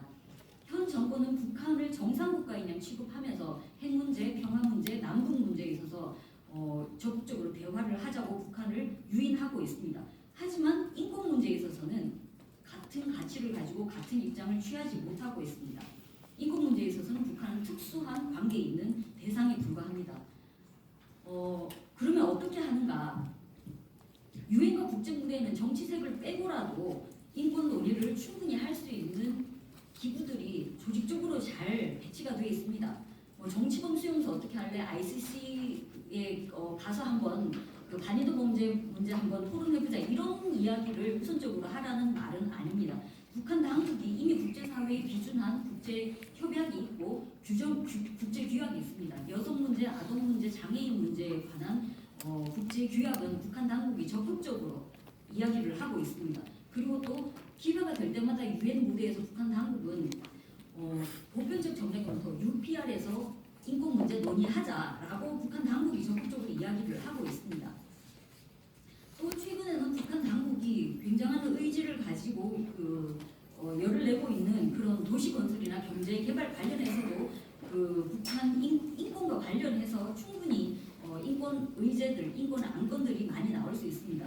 지속 가능한 발전 목표 SDGs 와 관련해서도 적극적으로 북한의 이 의지를 활용해서 우리 정부도 그 SDGs 목표 실현을 위해서 같이 노력하자라고 적극적이고 공세적인 제안을 할 수 있어야 됩니다. 북한은 가장 두려워하는 게 남한의 영향력이라서 이러한 한국 정부의 적극적인 접근과 적극적인 정책이 선뜻 북한 당국이 마뜩찮게 이렇게 대응할 수도 있습니다. 두려움이 먼저 있기 때문에 한국 정부에 대한 그런 적극적인 접근을 수용하지는 않을 것입니다. 하지만 그렇다고 해서 길이 막혀 있는 것은 아닙니다. 유엔 등 지역 사회나 다자간 관계를 활용하는 방식이 충분히 있고요. 그래서 어떤 정권 하에서도 중요한 점은 인권 유린은 절대로 용납할 수 없다라는 확고한 자세를 취하는 것이 이 레버리지를 무능하게 만드는 방도라고 생각이 듭니다. 이러한 전략의 효과를 발휘하려면 현 정권에서부터 시작을 해야 됩니다. 보수 정권에서 이 같은 전략을 해봐야 또 압박 정책을 쓴다, 인권을 무기화한다라는 비판을 받을 것이기 때문에 별 효과가 없을 것 같습니다. 이번 이 사건을 계기로 문재인 정권에서부터 북한 인권 문제에서 적극적인 공세적인 자세를 취하는 방향으로 인권 문제에 있어서 방향을 조정을 해야 한다라고 생각을 합니다. 그리고 핵 문제와 남북한 대화 문제, 그리고 통일 문제, 평화 문제, 그리고 정상회담 문제, 이러한 문제들과 인권 문제는 반드시 관계를 끊고 분리를 해야 합니다. 그러려면은 여기서 두 번째 제가 앞서서 말씀드렸던 문제인식이 생기는데요. 외교부와 청와대 여기에서 북한 인권에 대해서 얼마나 알고 있는지, 보편적 인권에 대한 인식 수준이 얼마나 높은지에 대한 문제의식이 생길 수밖에 없습니다. 이 오늘 토론하고 있는 이 사태를 봤을 때 의사결정권을 가진 그룹에서 보편적인 인권 인식에 대한 문제의식이 있을까? 좀 의구심이 큽니다. 또 북한 UPR을 한국이 대응하는 것을 봤을 때 외교부와 통일부가 의사소통을 얼마나 잘하고 있는지에 대해서도 또 의구심이 큽니다. 청와대가 북한 공부, 북한 인권 공부, 국제인권 규약이나 인권 공부를 하도록 체계를 갖출 수 있는 방안은 없을까라는 고민을 우리가 해봐야 될 것 같아요. 우리 보통의 일반 회사나 사업장에서는 성폭력 예방 교육이나 산업재해 교육을 실시를 하고 있죠. 의무적으로 해야 됩니다. 청와대 외교부 통일부가 북한 공부를 필수적으로 할 수 있도록 이 제도화 또는 시스템을 세팅을 해야 하지 않을까 하는 문제인식이 충분히 있습니다. 또 북한 인권 정보가 모여있는 통일부가 청와대와 외교부와 의사소통을 유기적으로 잘 해야 합니다. 그래야지 유엔의 그 다양한 인권 메커니즘을 활용하는 차원에서도 북한 관련 활동을 효과적으로 진행할 수 있을 것이고요. 더 중요하게는 북한 당국을 국제사회로 유도화해낼 수 있을 창의적인 인권 의제를 개발하고 또 같이 논의할 수 있는 그런 능력을 가지고 있는 북한 인권 시민 단체들, 시민사회 그리고 탈북민들과 의사결정을 하는 그 청와대 그리고 외교부 그리고 기타 관련 관계자 분들이 이 시민사회 탈북자 분들과 함께 의사소통을 하는 것도 필수적이라고 생각이 됩니다.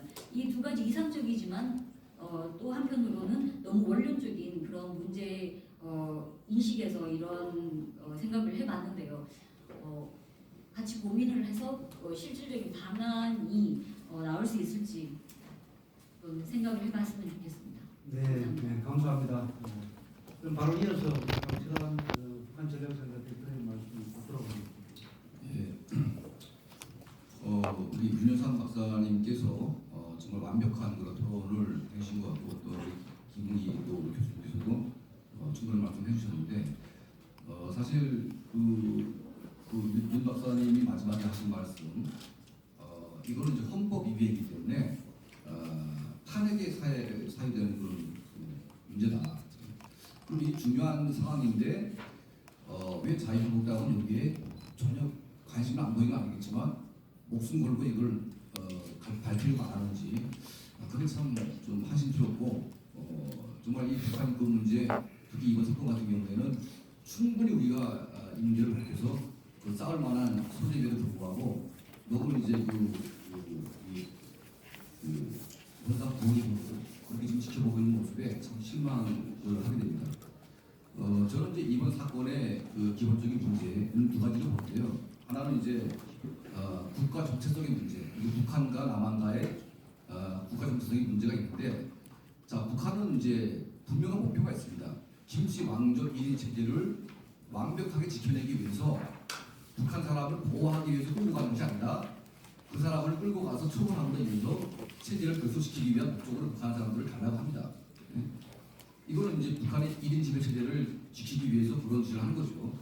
자, 그러면 대한민국은 어떤 정체성을 가져야 됩니까? 대한민국은 국민의 자유가 있는 국가이기 때문에 국민의 인권과 생명을 지켜야 될 대통령의 책무가 있고 정부의 책무가 있습니다. 그러면 이번 북한 주민 같은 경우에는 북한에서 남한으로 왔기 때문에 대한민국 국민이 되야 됩니다. 근데 대한민국 국민의 인권과 생명을 북한 정권에게 맡김으로 인해서 북한 체제 수호에 기여한 그런 역적 같은 행위를 한 것이죠.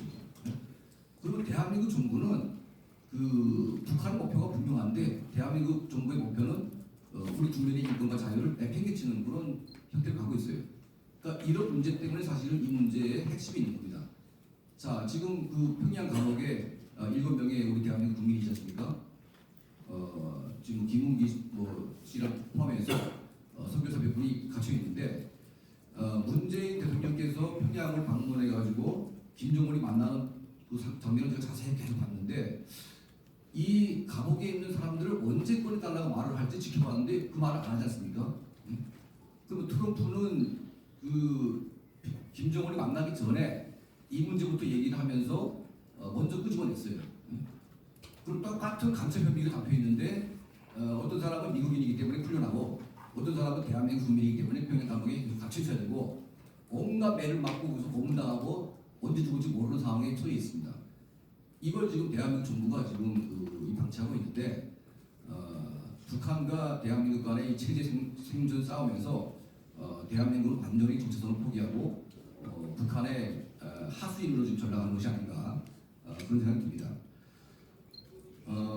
저는 이제 두 번째 이 문제의 핵심은 한국 국내의 그 정치적인 문제에 기인한다고 보고 있는데 그 한국에서 보수 진보를 나누는 여러 가지 기준이 있지만 우리가 이제 보편적인 미국이나 유럽이나 이런 선진 사회에서의 보수 진보하고 대한민국 사회에서의 보수 진보는 너무나 기형적이다.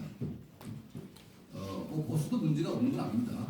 하지만 대한민국의 진보라는 집단이 제가 보건대는 보편적인 미국이나 유럽에 있는 진보 집단하고는 너무 다른 어떤 진보적 성향을 가지고 있는데, 유럽이나 미국이나 이런 그 진보 집단들은 북한의 인권 문제를 가장 강력하게 얘기를 하고 있고, 심지어는 이제 이탈리아의 공산당까지도 북한의 인권 문제를 강하게 요구를 하고 있습니다.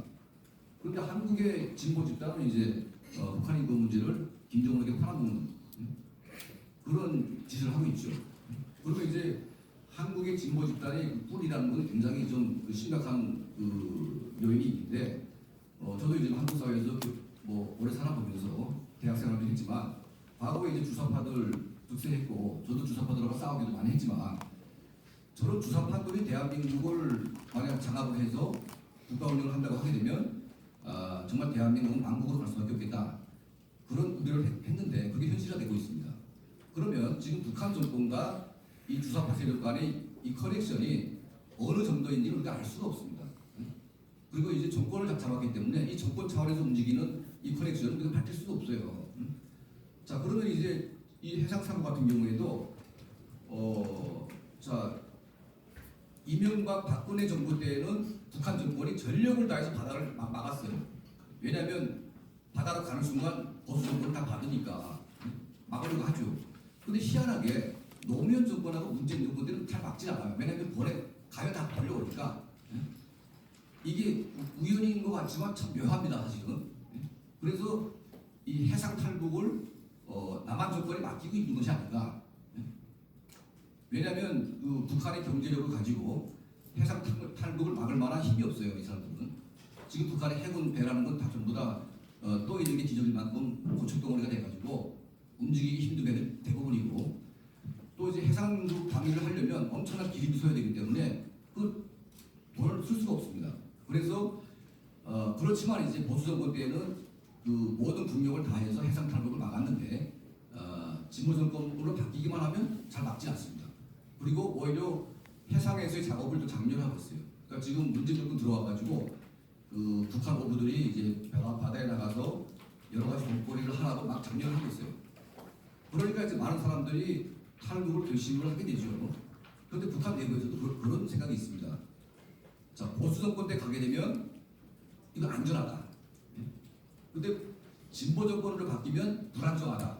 이게 북한 내부에도 팽배하게 지금 소문나 있고 그렇게 알려져 있습니다. 그래서 보수 정권 때는 와서 그냥 지금 편하게 얘기하면 됩니다. 그런데 이 진보 정권, 그러니까 이 진보 종북인지 잘 모르겠지만 이 진보 정권에서 탈북자가 오게 되면 굉장히 불안정합니다. 왜냐하면 북한 내부에서 실제로 이제 북한으로 끌려간 보내진 사람들 중에서 공개 처형을 하면서 남한 정권이 돌려보냈다고 주장을 하고 있어요. 그럼 그걸 보는 북한 주민들은 그걸 잘 믿을 수밖에 없습니다. 그래서 탈북을 결심하고 와도 해상을 넘어도 한국 해군이 밀어내지 않습니까? 밀어내기도 하고 데리고 와도 그냥 보내기도 하는데, 이때 사람들이 말을 잘못했다가는 자기가 망할 수도 있습니다. 완전히. 어차피 북한에 갈 거라면 남한 정권에다가 나는 여기 남겠다고 안 했다고 하는 게 좋은 거죠. 그러니까 이러다 보니까 많은 분들이 탈북을 결심하고 왔지만 그걸 결심하지 못하고 북한에 돌아가는 경우가 너무 많았다. 그래서 북한 정권에 의해서 많은 피해를 내게 됐는데 이 책임 누가 질 것이냐? 정말 문제가 심각하죠.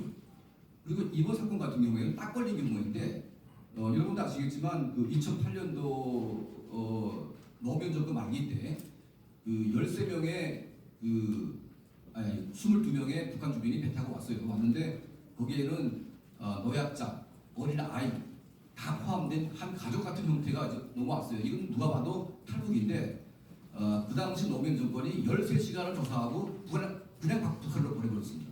그냥.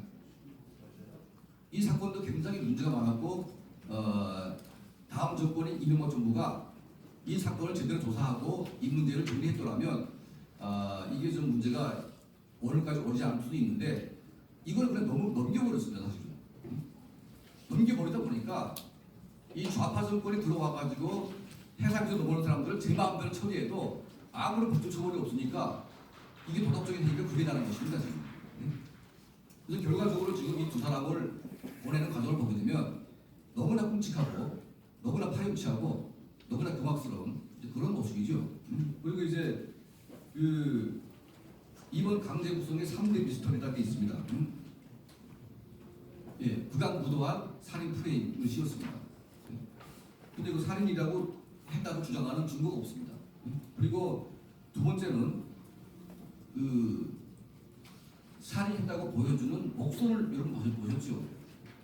그 목선 19명이 타게 되면 배가 가라앉습니다. 그 배를.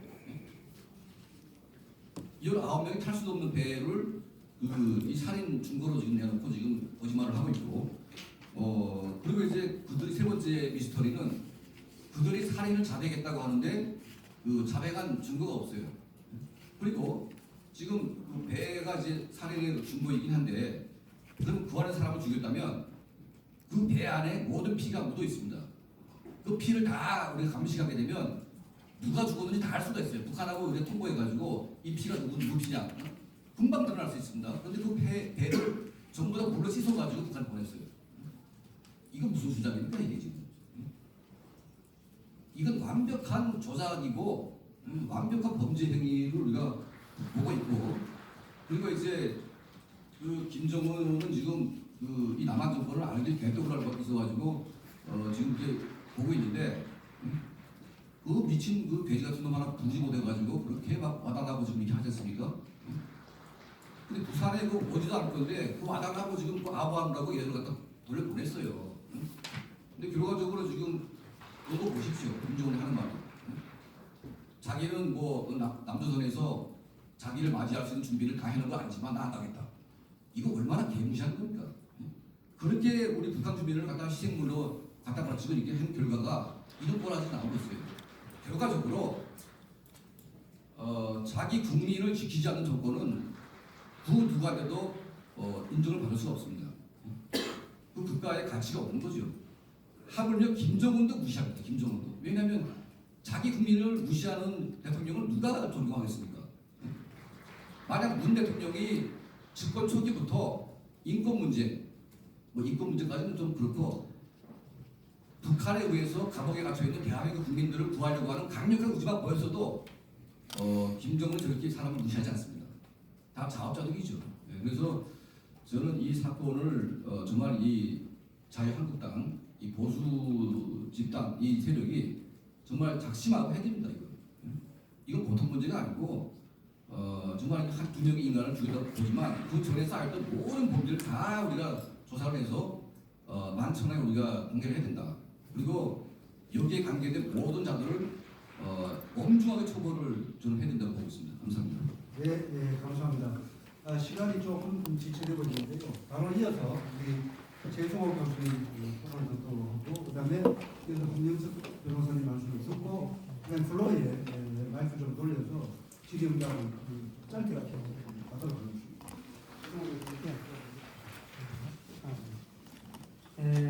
직권남용이니 뭐 월권이니 뭐 직무유기란 말이 나오는데 이건 아주 법률용어로서 좀 나이스하게 표현한 것 같아요. 자유의 선택과 기소노사 표시를 철저히 무시하고 일어난 국가폭력, 반헌법적, 반인권적인 국가폭력입니다. 그리고 이번에 이런 결정이 밀실해서 몇 사람이 했는데 딱 이게 무슨 생각이 나냐면 1974년에 동독에서 말이죠. 국방위원회를 열어가지고 베를린 장벽을 월경하는 비무장의 인간 동독에 대해서 순교를 하라고 해서 그런 결정을 내리고 지시를 하는데 이게 통일의 과거청산 가지고 바로 이게 연상이 되더라고요. 저는.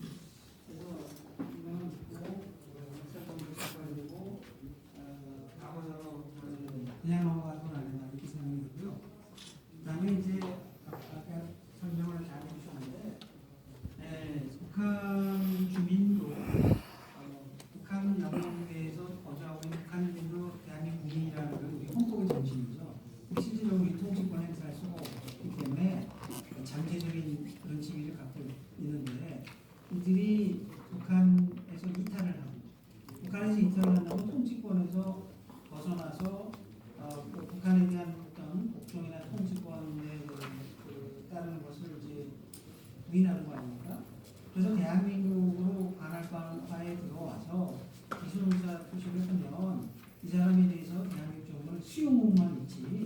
선별해서 뭐 돌려보내고 뭐 이렇게 할 수가 없습니다. 이건. 이건 대한민국의 국민으로서 현재화가 돼가지고 수용할 수 있을 뿐이다. 수용할 것만 있을 뿐이다. 그럼 수용한 다음에 뭐냐? 국민으로서 대우하고 보호하는 의무가 있어요. 국민보호 의무가 생깁니다. 헌법 제10조에 따라서 그들에게 기본권을 보장해야 되는 것이 생기고, 그런데 전혀 그걸 안 하고 어떤 역설적인 인상이 있는 거예요. 아까도 얘기했죠. 북한에 억류된 국민은 방기하고 북한을 이탈한 국민도 방기할 뿐만 아니라 강제 북송을 추방을 해요. 이 대한민국 정부가 국민보호를 좀 안 하고 있어요. 북한에 억류된 우리 국민들은 아주 그냥 인을정리 방기하고 이탈해와 중단하게 들어온 기존한 국민은 또 강제 북송을 하고 있어요. 이게 뭔가 좀 이상하다 이것이. 그리고 추방 얘기가 나오는데 추방이라는 단어가 우리 법령상 출입국관리법에 나오고 출입국관리법에 외국인에 대해서 적용하게 돼 있어요. 그런데 뭐 갑자기 북한 인터뷰 구조를 얘기하지 않나 뭐 출입국관리법을 얘기하는데 이게 다 맞지 않는 겁니다. 왜냐하면 대한민국에서 기성유사 표시하는 탈북민을 추방할 법적 근거도 없고 권한도 없어요. 대한민국이 기순 허가권을 갖지 않습니다. 기순사 표시자에 대해서 수용 공모하게 있습니다. 그리고 관계기관 합동조사라고 하는 거는 그 아까 그 위장 기준자를 뭐 판별한다든가 그러기 위해서 기준에 따르는 부수적 절차지 기준 여부를 확정하는 절차가 아니에요. 여기서 뭐 범죄 사실이 나타났다고 해서 추방하는 그런 절차가 아닙니다. 이거는 관계기관 합동조사는 중앙합동조사본부라고 하는데 이거는 법적 성격이 행정조사입니다. 범죄수사가 아니에요. 아까 밝혔는데 범죄수사가 아닌데 어떻게 유죄를 확정합니까? 흉악범이라고 판단합니까? 흉악범이라고 판단하는 것은 검경이 하는 거죠. 수사기관이 하고 최종적으로는 법원의 판결에 의해서 판단되는데 어떻게 관계기관 합동조사 반 통일부, 국정원장, NSC 아무도 흉악범으로 판정할 수 있는 권한이 없어요. 그러면 이건 직권남용이 아니라 월권이에요. 월권. 할 수가 없는 거를 판단을 하죠. 흉악범이라고 봐서 추방도 할 수 없을 뿐만 아니라 흉악범 판단의 권한도 없는 자들이 그런 거를 하고 계속해서 변명을 하고 변명을 하고 있습니다. 이게 말이 아니죠. 그리고 그다음에 또 공문방지협약을 또 위반 안 했다고 또 억지로 하고 있는데 공문방지협약의 3조에 보면은 인도 범죄인으로서 범죄인이라 하더라도 인도하면 안 되고 범죄인이 되기 전에 사람에 대해서 추방도 안 되고 송환도 안 되고 그 다음에 인도나라 이렇게 돼 있어요. 공문의 위험이 있는 나라는 아예 보니까 공문방지협약의 위반이 분명한 거죠. 분명한 거. 그리고 아까 자꾸 이제 두 분이 앞에서 내가 약간 진보 정부 보수 정부 얘기를 하는데 뭐 얘기는 여기 좀 학생들이 있는 것 같아서 제가 이제 대학교에 있는 학생 저는 이 정부가 진보 정부라고 생각하지 않아요. 뭐냐면은 가짜 진보라고 얘기할 수 있는 진보는요 역사적으로 인권과 안전과 반핵을 얘기했어요. 응? 인권 그 뭐냐면은 진보 세력 뭐 보수 세력이 그런 게 아니고 뭐 인권을 개선에 앞장서고 투쟁하고 있지 않습니다. 그다음 반핵 운동도 그린피스나 반핵 운동도 진보가 반전 운동도 마찬가지예요. 북한의 도발 말이죠. 미사일 발사에는 우리 자칭 이 가짜 진보들이 북한 도발 비난한 적이 있어요. 대한민국이 군사훈련하고 그 평택 미군 기지잖아. 국왕 만든다고 미국 나가라고 하는 것만 얘기하고 있어요. 응? 이거는 가짜 진보예요. 진짜 진보가 아니야. 그러니까 뭐냐? 이들의 그 본질은 뭐 중국이란 말은 또 논란의 속에 너무 센 표현이 친북 좌파입니다. 솔직한 친북 좌파. 좌파에도 진보 좌파가 있고 꼴통 좌파가 있고 우파에도 진보 우파가 있고 꼴통 우파가 있어요. 그렇게 우리가 축구 경기장에 그 중간 하프라인이 있으면 우와 좌가 있잖아요. 좌파 우파 거기에 진보적인 발전된 좌파 우파가 있고 꼴통 좌파 우파가 있는데 자꾸 꼴통 좌파 쪽으로 보여주고 있다. 그 점을 말씀을 드리고 그다음에 제가 이제 결론 너무 많이 드리는데 그러니까 통치행위 하는데요. 통치행위라는 게 이게 민주주권 시대에 있었고 우리나라 60년 70년을 통했는데 이 통치행위에 문제가 있어서 문익환 목사 윤수경은 처벌하는데 정정이 처벌 안 한다. 그러니까 남북교류법을 만들었고 또 남북관계발전법도 다 그렇게 나온 거예요. 이게 지금 2019년에 말이야 통치론을 얘기하는 거는 우리 대한민국의 민주화와 실정법을 다 무시하는 얘기예요. 어떻게 지금 아직도 통치를 얘기하냐 이거지. 그래서 내가 이걸 보면 이 정부가 아까 헌법과 법률에 너무 무지하네. 그리고 이건 아까 과거 정부가 얘기했는데 뭐냐면 친북 반헌법 행위 과거상 반친북과 그 반헌법 과거상이래요. 네? 그래서 반드시 이거를 규명을 해야 되고 책임자를 처벌을 해요. 그리고 아까도 YS가 아니라 옛날에 노무현 정책이 있는데 이게 옛날에도 이게 우리가 몰라서 강제 북송한 사례들이 있는데 그걸 처벌하지 않고 넘어가니까 오늘 이런 상황을 자처한 거예요. 이거는 다시 되풀이하지 않기 위해서는 반드시 진상규명해서 책임자를 처벌을 해야 됩니다. 그래야 다시는 이런 법도 없이 이런 위험한 결정을 하지 않는다. 저는 그렇게 생각합니다. 그 정도가 맞습니다. 네, 감사합니다.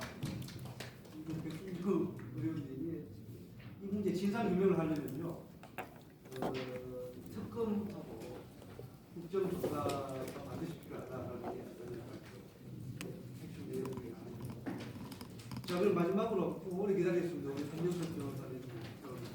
예, 뭐 다들 옳은 말씀을 해주셨는데 원래 뭐 이렇게 세미나를 하면은 반대쪽 의견도 나와야 되는데 뭐 전혀 그쪽을 제대로 사람이 없어서 제가 발제자분한테 그랬더니 아마 뭐 딱히 한 가지 없어서 못 간 것 같아요 사람을.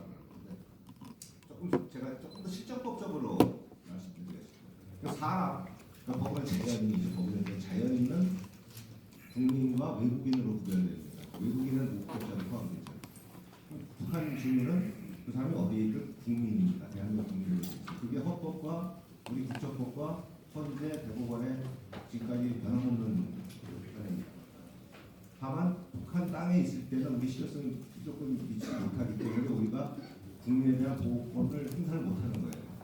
이 사람이 외국에 있을 때도 우리가 보호를 해야 되는데, 그러니까 뭐 중국에 있는 북한 주민들 마찬가지입니다. 그러니까 이탈의 의사가 나온 사람들만 얘기하는 거예요. 근데 그거는 또 그 나라의 주권이 있어서 내정관성 문제가 있기 때문에 또 한계가 있어요. 근데 이 대한민국, 그러니까 조국님이 남한 영역내로 들어왔을 때는 이 사람이 뭐 내가 주선의사를 밝히고 안 밝히고 이거는 그 사후적인 그 절차의 문제고 그 즉시 우리가 보호권을 발동해야 되는 대한민국 국민인 겁니다. 그래서 이번에는 일단 와서 뭐 저것도 의사까지 밝혔는데 저는 법적으로는 사실 제가 이제 검사 출신이다 보니까 딱 보는 순간 두 가지 생각이 들었어요. 하나는 누가 결정했을까? 정당한 행정기관의 행정행위였을까? 아니면 또 다른 제3자가 개입을 해서 결정했을까 하는 문제하고 두 번째는 의사를 번복을 했다는 거예요. 나중에 가겠다고 했다는 거거든요. 그럼 의사를 왜 번복했을까가 저는 제일 궁금합니다. 처음에 일로 기술하겠다 했는데 나중에 돌아가겠다고 했을 때는 왜 돌아가겠다고 말을 바꿨을까를 생각해 볼 필요가 있어요. 그리고 그게 진짜라면 왜 눈을 가리고 코스튬을 입고서 내려가는 거예요? 그 절차와 그 주체 결정 과정, 이행 과정에서 상당히 여러 가지 문제점이 있어서 그 부분 때문에 사실은 뭐 국정조사든 지금 또 한번에서 고발하는 사건이 있으니까 검찰 수사든 뭐가 진행돼서 실체를 밝히는 게 좀 복잡한 것 같고요. 그다음에 이제 그 통일부 장관이 남유법, 출입국관리법, 뭐 북한이 딸 주민법 정책하라고 이 얘기를 했는데 저 통일부가 참 답답합니다. 통일부에 변호사들도 많고 그런데 남북관계, 북한 주민의 법적 지위 이런 거에 대해서 아무도 코멘트를 안 해줬는지 왜 장관님에서 그런 얘기가 나왔는지 저는 이해를 할 수가 없어요. 남유법이나 출입관리법의 강제 출국 이것은 그 재성 교수님 말씀하셨지만 외국인에 대한 거예요. 자국민하고는 아무 상관없는 겁니다. 강제 출국 문제나 출입관리법이 뭐 국민한테 적용되지만 하여튼 강제 출국법은 외국인에 대해 적용하는 거고 남유법은 목적자 외국인 외국인 목적자 상관하는 게 있습니다. 거기에 대한 거지 우리 국민하고 아무 상관이 없어요. 그다음에 뭐그 보호 결정 문제도 국민이냐 아니냐 하고는 아무 상관없는 행정적인 혜택을 줄 것이냐 말 것이냐 문제라서 이건 법률가 아닌 정치학 박사님, 윤 박사님 다 아시는 문제잖아요. 그래서 그런 게 좀 답답하고 그 다음에 일각에서 헌법 3조와 4조의 조항을 해석이 필요하다. 이렇게 이제 반박합니다. 그래서 우리나라에 국가보안법이 있고 남북규범협력법이 있는 거예요. 3조와 4조의 조항을 해석 때문에. 그리고 또 일각에서는 이 사람들에 대해서 뭐 관계 축복도 출국관리법을 외국인에 준해서 할 수 있다고 하는데 말도 안 되는 게 외국 또는 외국인에 준해서 할 수 있는 법률은 남북교류협력에 관한 법률에서 어떠한 법을 준용할 수 있다라고 법을 특정을 해놨어요. 그리고 혹시라도 더 할 게 있을지 몰라서 기타 대통령령으로도 추가할 수 있게 만들어줬어요. 근데 출국관리법 거기에 안 들어가 있습니다. 거기서 말하는 것들은 심지어는 국책연구소에서 뭐 8년까지 대법원 판례 헌재 8개월까지 거기다 써놨는데 그것은 남북한 간의 교류협력을 위한 범위 내의 문제에 하는 거지 이 사람의 국적이랄지 뭐 그다음에 국내에 대한 모임이랄지 이런 거하고 아무 상관이 없는 건데 아까 잘못 붙여놓은 거예요. 그래서 이게 이제 정부의 현 정부 들어와서 제가 제일 답답한 게 뭐냐면 정치라는 거, 정책적 판단이라는 것도 일단 법의 태도 안에서 이루어져야 되는데 특히 저는 정치라는 것은 고도의 예술이라고 봅니다. 법치주의를 바탕으로 한 고도의 예술인데 이 정치적으로 풀어야 되는 문제들은 맨날 뭐 사고적 판단을 앞세워가지고 하겠다고 하고 그 다음에 법적으로 해야 되는 것은 법을 무시하고 정치적인 또는 정책적 판단을 해버리고 그 다음에 계속 오류가 발생하는 거예요. 그래서 여러 가지 이제 그런 문제점들이 생겨가지고 그 다음에 이렇게 해석할 것 같으면은 국민들한테 어떻게 앞으로 사법부를 존중하겠습니까? 헌재와 대법원 결정에 반하는 그런 결정을 국가 스스로 하면서 정부 스스로 하면서 어떻게 사법부를 존중하고 사법 판단을 존중하겠습니까? 그래서 그런 여러 가지 가치에 대한 혼돈 이런 것들이 와가지고 이제 지금 됐고 그 다음에 이제 그래서 사실은 지금 BH에 보면은 비서실하고 국가안보실이 있죠. 비서실 중에 법조인 좀 맞습니다. 이 국가안보실 중에 법조인이 하나도 없어요. 특히 남북관계 이 분단국가의 법적지, 북한에 대한 법적지 뭐 이런 것들은 그렇게 복잡하고 어려운 문제입니다. 사실 그 부분을 따로 공부하는 사람도 많지 않아요. 그래서 국가안보실 내에 적어도 통일정책비서관을 있죠. 통일법무비서관을 두든가 해서 좀 법률적인 판단을 좀 한 번씩 고려해보면서 해라. 제가 이 정도 들어와서 대통령이 계시지만은 계속해서 대통령께서 하신 말씀이 어디 3.1절 뭐 연설이나 강수를 데 가가지고 남북합의서를 국회에서 비준하라고 자꾸 그래요. 국회가 비준하는 게 아니라 비준은 대통령이 하는 거거든요. 대통령이 하는 비준은 국회에서 사실 동의해 주는 것뿐입니다. 그리고 6.15 선언, 14선언 다 수사협정적 성격을 건물로 봐가지고 그냥 그대로 정치적인 회로를 발생시켜놨는데 또 판문점 선언은 또 굳이 법적 회로 구역에다가 국회 보내가지고 지금 펜딩돼 있죠. 그러면은 원래 법적 회로를 발생시키려면 국회에서 비준동의 해주고 대통령이 비준해서 법령등 공포에 관한 법률 중에 공포를 해야 효력이 발생됩니다. 작년에 합의 잘했다고 하는 판문점 선언도 효력 발생이 안 된 문서가 돼버렸어요. 이 국회 끝나면 또 다시 어떻게 그걸 처리해야 될지 또 문제가 되는 그런 이상한 문서가 돼버렸습니다. 그러면서 판문점 선언 이행해야 된다는 거예요. 효력도 발생 안 했는데. 그러니까 체결 절차 중에 있는 문서가 돼버린 겁니다. 그래서 이런 것들이 좀 답답한 거예요. 그래서 더구나 한 국가를 운영하는 데 있어서 정치적, 정무적 판단이라는 것은 항상 법치적 테두리, 법의 테두리 내에서 해야 된다. 그리고 계속해서 남북관계에 대해서 지속 가능한 남북관계 발전 그러는데 남북교류협력과 남북관계 발전은요 우리가 북한에 잘 보인다고 되는 게 아니고 북한은 지들이 필요하면 나오고 필요 없으면 안 나옵니다. 우리가 잘 보이고 못 보이거나 상관이 없어요.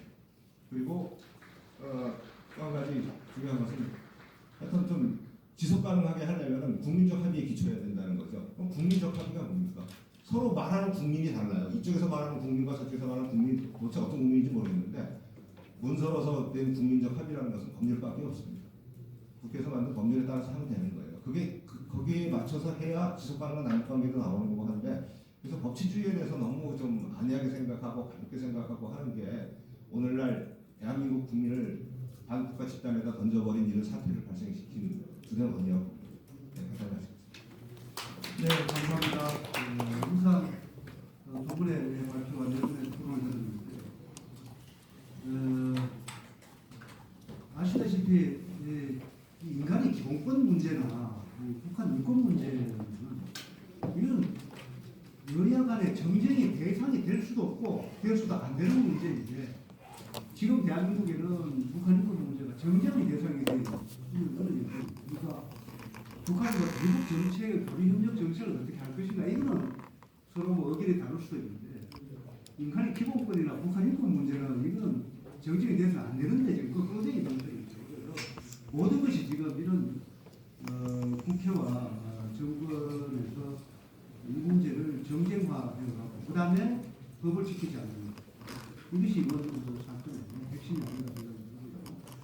그래서 이제 진상규명, 그 다음에 책임과 처벌, 그 다음에 재발 방지 대책 이 세 가지를 해야 되는데 그것이 국회에서 특검과 국정조사에 들어가야 된다라는 것이 대체로 6분의 의견이 아닌가 생각합니다. 감사합니다. 유명한 질문이 해주셔서. 자, 이제 이 신중한 문제인데 우리 백승주 의원님께서 오늘 이런 중요한 자리를 마련해주셔서 참 감사드리고, 근데 이제 우리 국민들은 이번 이 귀순 의무가 동해 NLL에서 대한민국 쪽 NLL을 넘어오는 그 과정, 그리고 사흘 만에 합식을 서둘러 끝내버리고 북한으로 추방하는 그 과정 전체를 보면은 국내법과 국제법을 다 합쳐서 대한민국 정부가 스스로 국가 얘기를 포기하는 하나의 행위다, 이렇게 종합적으로 볼 수 있을 것 같은데, 이거는 결국은 입법부인 국회에서 이 문제를 정식으로 이제 다뤄가야 될 것 같은데, 지금 정치 상황이 참 여러 가지고 참 복잡하지 않습니까? 그래서 우리 백 의원님 좀 좋은 자리를 마련해주셔서 감사드리고, 그러면서 한번 좀 어디를 한번 좀 정치화 좀 하고 싶습니다. 앞으로 어떻게 하면 좋겠습니까, 이거 문제?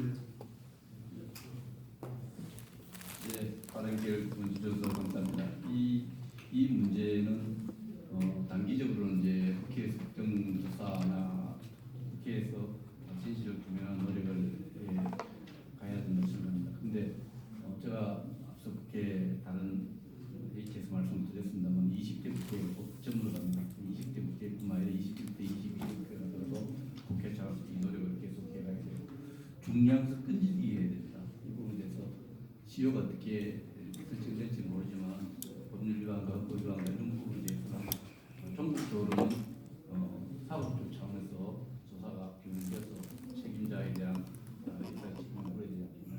이걸 너무 시간이 쫓겨서 왜 당장 안 되느냐 이런 생각보다도 여러 우리 현 역사 속에서 일어났던 잘못된 부분이 참 지났어도 진실을 규명하는 노력이 있었습니다. 사법적인 특검이라든지 여러 가지 충분히 이거는 뭐 언젠가는 이 정책 결정자의 시시비비를 가서 거기에 대해 상응하는 책임을 물어야 된다는 생각이 제 생각입니다. 지금 뭐 자유한국당 국방위원회 간사로서 사안마다 내는 목소리가 좀 저기다 이런 생각을 할 수도 좀 있을지 모르다. 우리 송강주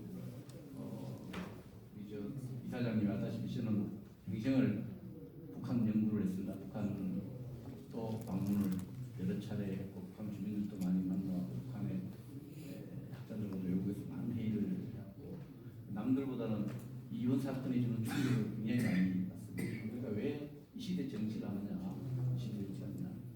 큰 정치를 통해서 봤을 때 남북관계라는 큰 시대적인 남북관계 좀 개선시키고 뭘 좀 가야 되는 시대 소명을 방법의 차이가 지금 다 갖고 있습니다. 그런데 이거는 너무 역주행입니다. 역주행이. 북한 주민을 가면 바로 사형받을 거 아는 상황에서 제대로 조사도 하지 않고 돌려보내는 겁니다. 저는 이거는 뭐 결정한 분들이 지금 저 책임을 미루고 있어요. 전부 자기들이 안 하고 NSC 컨트롤 타워가 했다. 통일장관도 그렇게 하고 국정원장도 그러는데 NSC의 국방부도 그래요. NSC 컨트롤 타워가 누굽니까? 그 부분에 대해서 저는 이걸 끈질기게 시시비비를 가야 되는 사안이라 생각하고 증거인멸과 관련해서 저희가 바로 처음에 국회에서 문제를 제기를 제가 했습니다. 11시 그날 오후 3시에 국방부 장관을 불러다가 국방위 전체 회의를 열게 돼 있어서 2시 40분에 장관이 와서 이 사실을 모르니까 잘 모르고 있어요. 바로 생명이 달린 문제이기 때문에 빨리 올라가는 걸 막기 위해서 제가 의사시행단을 기회를 얻어서 이거 좀 중단시키기 위해서 알고 있느냐 모르니까 모르고 있는 언론을 통해서 아는 거예요. 국방부 장관도 모르고 있어요. 이제 그 오징어자의 배가 우리가 갖고 있으니까 그거 국회에 보고하고 돌려보내면 안 된다는 취지의 발언인데 그날 오후 우리 발언이 무섭게 그날 오후에 배를 돌려보냈더라고요. 먼저 삼척에 왔는 배도 보냈다고 발표했는데 제가 따져서 못 돌려보내게 잡아놨는데 그건 아직 있어요. 근데 이 배를 국회에서 요구를 국방위원회에서 배를 돌려보내면 안 되고 배를 여러 가지 동선들이 그 배를 돌려보내는 그런 증거인멸과 관련될 수 있는 문제 이런 문제들을 우리 역사 속에서 보면 이 자료가 초안이 다 되고 다시 국방부에 요구를 했어요. 배 납포한 순간에서 배를 예인해 올 때까지 주고받은 말과 인수인계할 이 모든 거 하나라도 없으면은 거기에 대한 증거인멸 책임을 물을 거다. 그 자료를 전환하도록 개청을 국회에 기록이 가능이 났어서 국회는 이렇게 끈질기게 노력을 해가야 되는 20대, 21대, 22대 누군가는 이 문제 끈질기게 물고 늘어지고 따라서 언젠가는 사법적 조치가 이루어져야 되지 않나 저는 생각하고 있습니다. 네, 감사합니다. 우리 배승조 의원님 비롯해서 피로분들이 많은 활약을 국민들을 기대하고 있습니다. 시민적인 관심도 필요합니다. 지금 통일부 앞에서 탈북민 이동현 씨, 한교국도 청진 출신이고 46세입니다. 제가 그제 밤 10시 반에 만났는데요. 죽기를 각오로 지금 단식 중입니다. 그래서 우리 서울 시민들도 관심을 갖고 지나가다 격려도 좀 해주시고 이렇게 해주기를 부탁을 드립니다. 원래 이 세미나가 4시 반에 끝나게 되는데 지금 벌써 시간이 한 20분 지났습니다. 백승주 의원실 그리고 북한인권정보센터의 우리 이재원이라고 선생님과 부장님과 관계자님들에게 감사드리고요. 두 분의 발표자 그리고 네 분의 토론자의 신도 있는 토론을 감사드립니다. 그리고 플로어에도 장시간 경청해 주셔서 감사합니다. 이상 세미나를 마치겠습니다. 감사합니다.